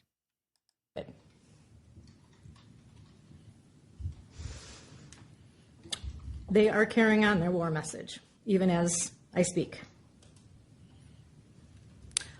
It is important to note as well that one member of the organization who has been attending court proceedings did interfere with the government providing assistance. This is one of the things I want to talk about tonight too, is this is Joseph right here, who she's about to talk about right here. This is Joseph. They are carrying on their war message, even as I speak. It is important to note as well that one member of the organization who has been attending court proceedings did interfere with the government providing assistance to victims of this organization. Specifically, on August 27th, victim witness services were present in Tampa when the search warrant was executed. There were nonprofit organizations present as well. These were victim services personnel who were offering help to victims: food, medical care, a phone, whatever they needed. Hey, Frank, we're just keeping an open chat tonight. He's there, Gabe. I promise you, he's there, brother. He's there, dude. He's there. They kind of got him hidden away, but he is there. We saw when he got transferred. We've been tracking every mugshot. There's 3 mugshots. This is the second one of David right here. The third one, he just looks, he fucking looks like fucking Pennywise the Clown, bro. He does. The third photo, he looks like Pennywise the Clown, like hadn't gotten sleep in like weeks, man. This is the second one, and then the first one is the one of him in the white shirt. So there's a total 3 mugshots of David right now. This is number 2. And it's made for a really great thumbnail.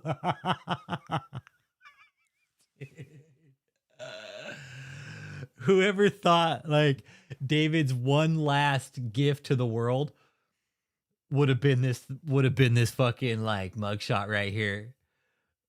Like, I don't know which one's better. Like, number 3's it's all right. Between number 1 and 2, like, I'd say number 2 takes the cake, honestly. I mean, he just looks fucking hung up and fucking burnout dry, man. The third one's kind of weak, man. Honestly, Gabe, you see the third one, you're gonna be like, yeah, the second one's better. Yeah. Nah, bro. Nah, he's in pretty bad shape, dude. He's in pretty bad shape. Yeah. This one looks like he's been in lockaway. It looks like Bubba's been using his fucking toupee for some handlebars too. He's, and you can tell just how unhealthy he is here.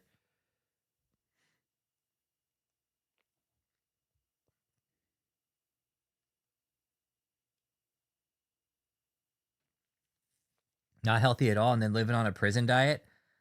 And you know what's, man,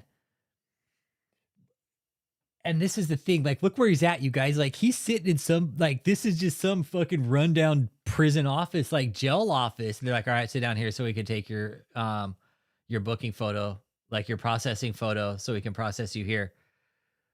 And it's just like, this is, seeing this, and you guys wondering like how the fuck I know, because there's a whole picture of it, but this too, like, it's just like a very basic just office. Like, sit your ass down here, we're gonna take your picture, and then we're gonna take you in for processing, and we'll put you in your cell for however long you're gonna be here.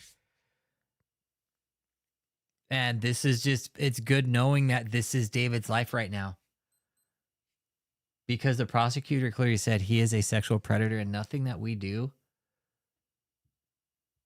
There's same link. You guys want to see? Let's see here.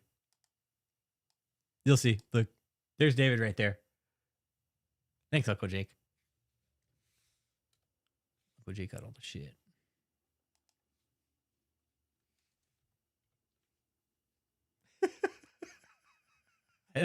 You know, I personally like this one on the thumbnail. That's just me. That's just me.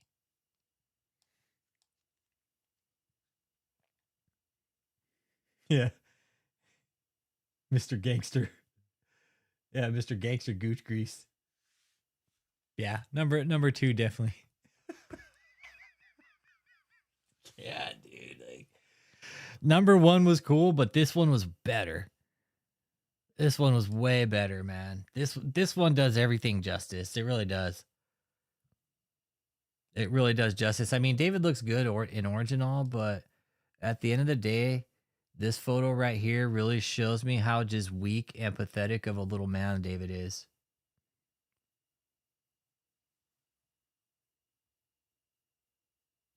Yeah, this one's the best right here. This is just an overlay for the video, for the audio that I did for the court hearing. Remember, dumb it is. It said find a mystery to people. What a joke. Yeah. And there were victims who wanted the help. And a person within this organization, a high-level person, a person who admitted that he was number 3 in the organization, who is sitting in the courtroom today, came to that location and convinced those people to leave and not get help. That's the kind of organization that we're dealing with. In addition, Taylor himself and others at his direction have threatened, harassed, and stalked members, either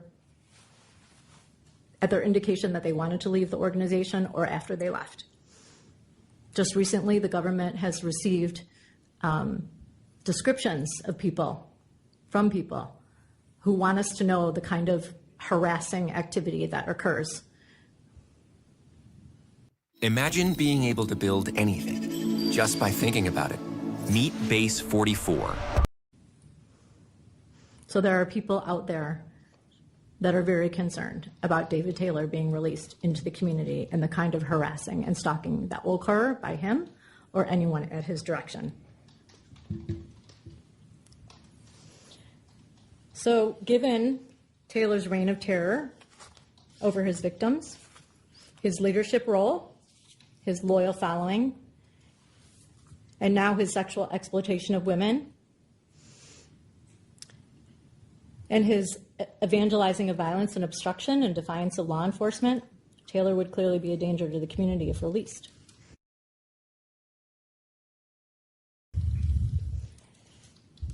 Moving on to the recommendation by pretrial services. Pretrial services recommended bond. So at this time, I'm going to explain why the bond conditions are absolutely and wholly inappropriate. With regard to the bond address, the Ocala House is a formal location of the forced labor. The North Carolina address is where David Taylor was arrested. Contrary to his statements to pretrial services in North Carolina, he has been living at that location for approximately 5 years. There's an individual referenced in the pretrial services report. I can state his name on the record of the court wishes, but for now... Well, if it's stated in the pretrial services report, I think it's fine. Go ahead. Thank you. Paul Adom, A-D-O-M. Right.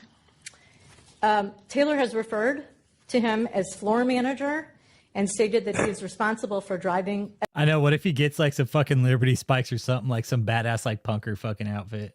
...everyone and keeping order. He runs a organization called Kingdom Restoration for All Nations, which is in Durham, North Carolina. It is directly next to the house where Taylor was arrested. Adom's organization and Taylor's organization have been financially entwined. Okay, I'm glad we got here because I want to start wrapping it up. It's 11 o'clock, but we'll go longer if you guys want. I'll fucking keep running. Doesn't bother me. We haven't got to do this in a while. Do a marathon stream for a nice Friday night.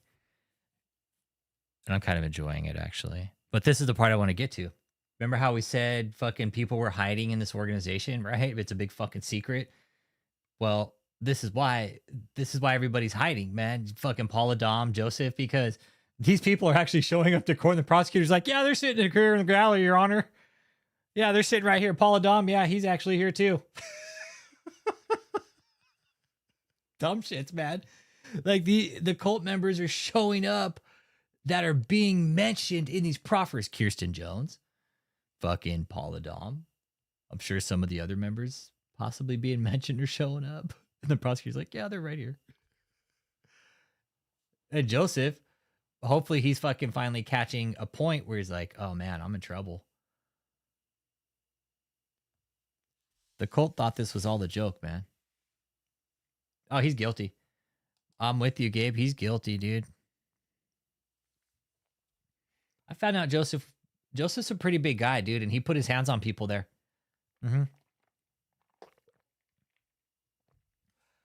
Leanne, can they send him gifts and letters? I don't think you can send people gifts in jail. No, you can send letters, but that's about it.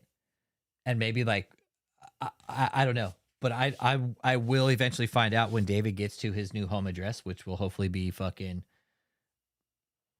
Federal Correction Institute. Oh, no more paper mail. Oh, really? Nope, the Asian girl's still there. Grace, nope, she's still there.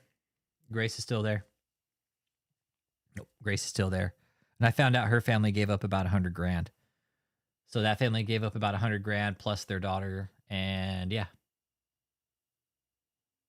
Oh, I got a cash app. Thank you.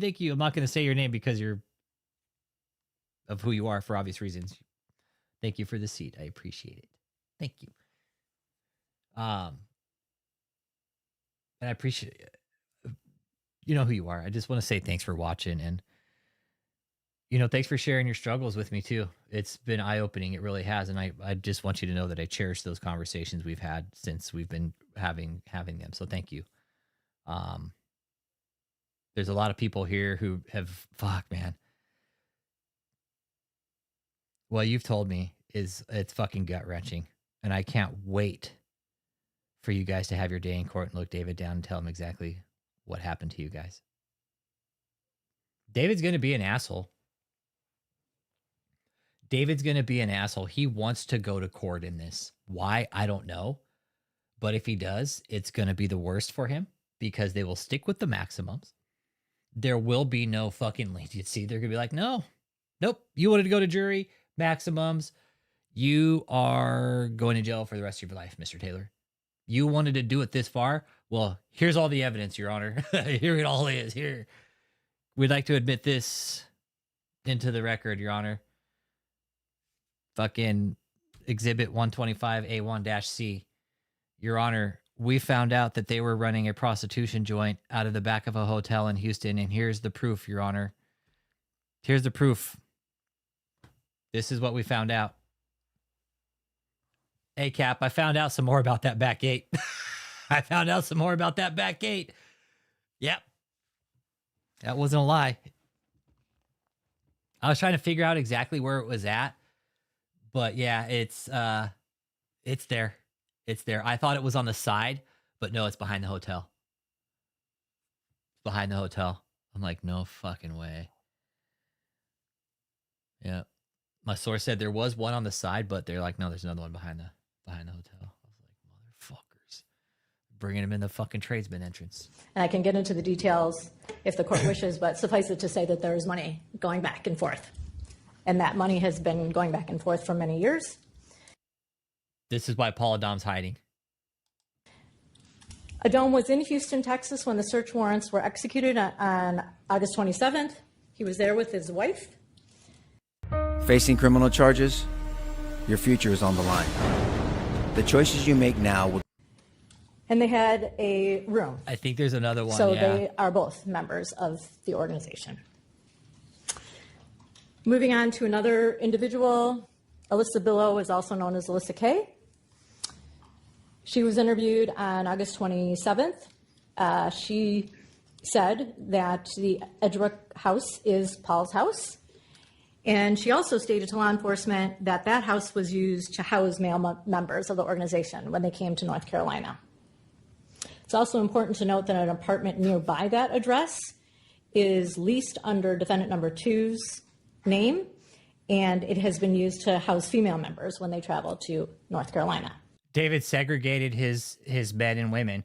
Not only did he segregate them from each other, but he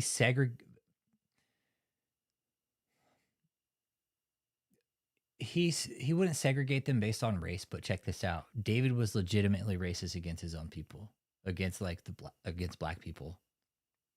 He was. That was his girlfriend at the time, probably because David, that's the only one that would get into bed with David anymore. That's just my guess.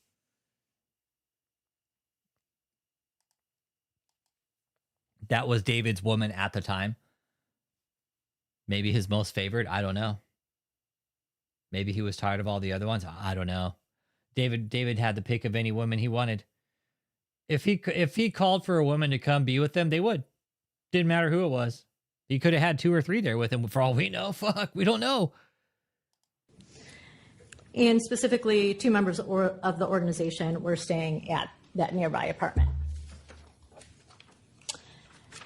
Regarding the defendant's son, like defendant 2's son, is a member of the organization. In fact, his son is listed as director in KOGGC documents. So he is a member as well. I referenced Alyssa Billow, also known as Alyssa K, and her statements regarding the address in North Carolina, but with regard to her having contact with KOGGC, she is a member of the organization as well. Specifically, she's been living with Taylor, and she's been instructing his workers in the manner described by the government. So the same way Michelle was, basically. She serves Taylor, much like an armor bearer does, but she's female, so I will leave it at that. Basically, she screws David whenever he wants. She also has control over Taylor's personal accounts and assets. Another individual in the courtroom, and also suggested by pretrial services to take care of David Taylor, is his armor bearer. As we describe in our briefing, an armor bearer is Taylor's 24/7 servant. And for the record, 2 other armor bearers. And these people aren't getting paid anything either, okay? Are victims in counts 8 and 9 of the indictment. They do whatever Taylor orders them to do. That's their job. And that's what they've been trained to do. And this has included over the years everything, literally everything, including transporting women to have sex with David Taylor and to give the women Plan B contraceptives. Gwen also has knowledge of Taylor's accounts and assets, and he corresponds with other members daily on behalf of Taylor. So what exactly did David do? Money laundering, conspiracy to commit forced labor, and conspiracy to commit fraud. Pretty serious shit.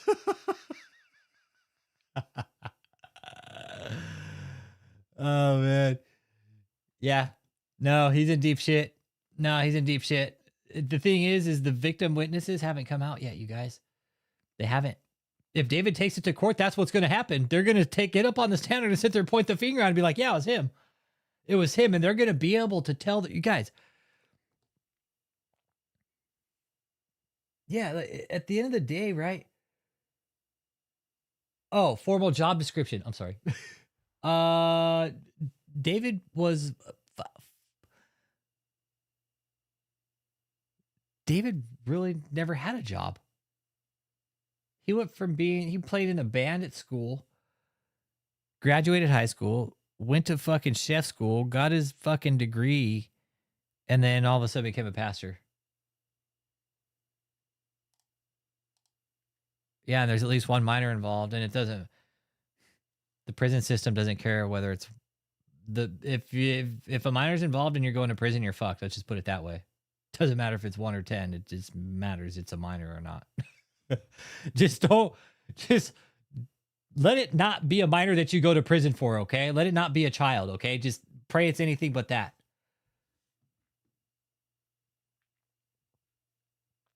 Just don't, you go to prison for anything but that, okay? For real. Go to prison for anything but that. Don't go to prison for being a a fucking pedo, okay? It's the worst case scenario. You don't want to be there. As pointed out in the government's brief, but I'll highlight some additional. And it doesn't matter whether it's like SA or just abuse in general. The prison ethics don't have that black and white or gray area. It's just like, no, fuck that. You did it. That's a sentence. It's prison politics, man. That's politics that we don't control, nor do the guards. That's how prison politics work. I pretty much think that's like a worldwide thing. Like, you go to prison for hurting a kid, like, you're just, it's a sentence. It's a prison it's a prison ethics thing that you don't do. Yep. Yeah, and it wasn't sexual. It was with the minor. I don't think it was sexual with the minors. I hope it wasn't, man. It better not be. I just think it was like physical abuse.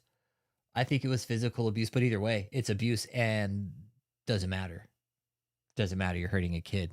You're hurting an innocence in the prison politics. Again, there's no rule for that. There's no written rule. Well, there's a rule. You don't do it.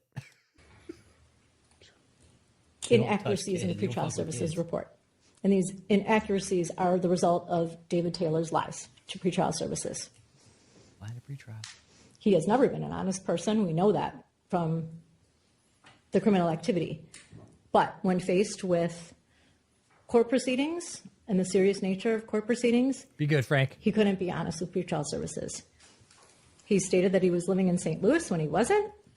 Yeah, I need to wrap it up too. It's 11 o'clock for real. Yeah, went way late. And I'm going to close it out with this.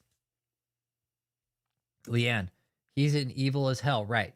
But in a weird way, I feel sorry for him. I do. I have, like, this picture, like, I see how just pathetic and lowly of a man he is. Like, and he's no different than me, anybody else.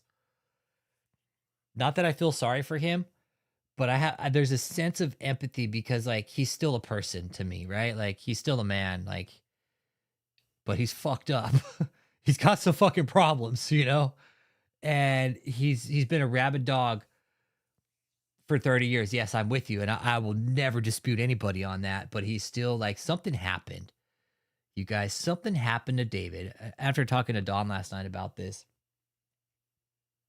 I firmly believe something traumatic happened to him. Whether it was really severe to the point, maybe this is just oh yeah, like David, like, and that's the thing, like in the real world, there would be consequences for these types of things. He's been in too deep end time shit. Yeah, exactly. Yeah, and that's what it was, is like end time shit. That's all he was preaching. Gabe was like, oh, end times Marvel this, end times Marvel that. Everything was end time this, end time that. Yeah. That's why we told the feds, like, you guys need to hurry the fuck up, because this is like the way we're looking at it. Like, this could be a mass casualty situation and you guys should really move quick.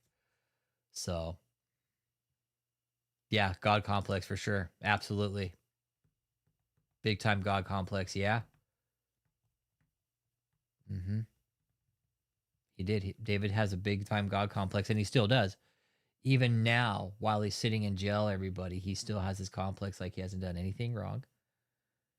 And he's going to, I firmly believe he's going to take this all the way, even if his lawyers are telling him, don't do it.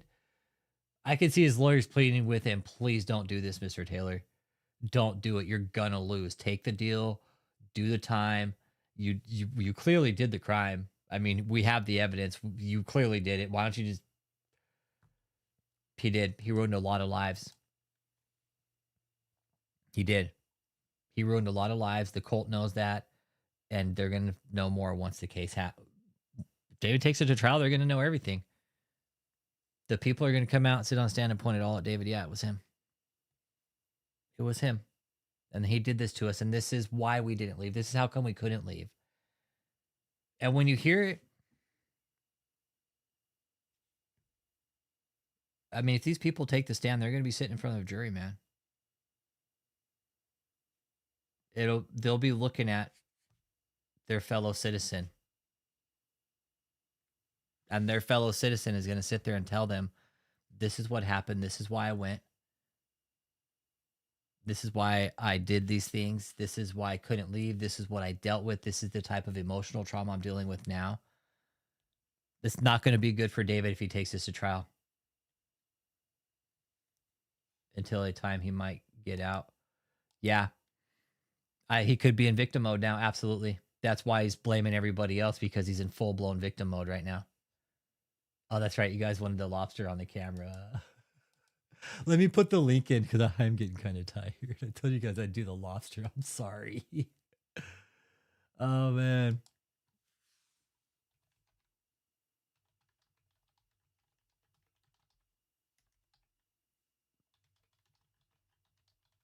We ran late tonight. Here's the link right here. This really is the best one.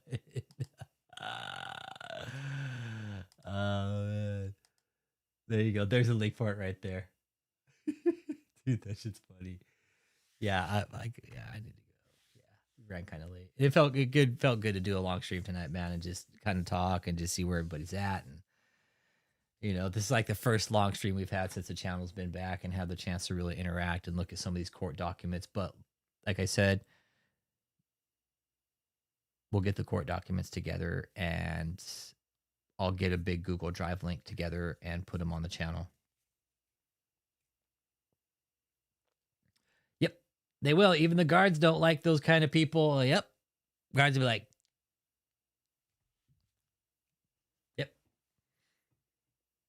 Yeah, $10,000 crabs. $10,000 worth of crab legs on the federal report while he was fucking starving people. That's you guys really look at that, man. Hey, look at that. Really look at that. He's got $10,000 worth of lobster, but he's telling people, hey, if you don't fucking work for me, you're going to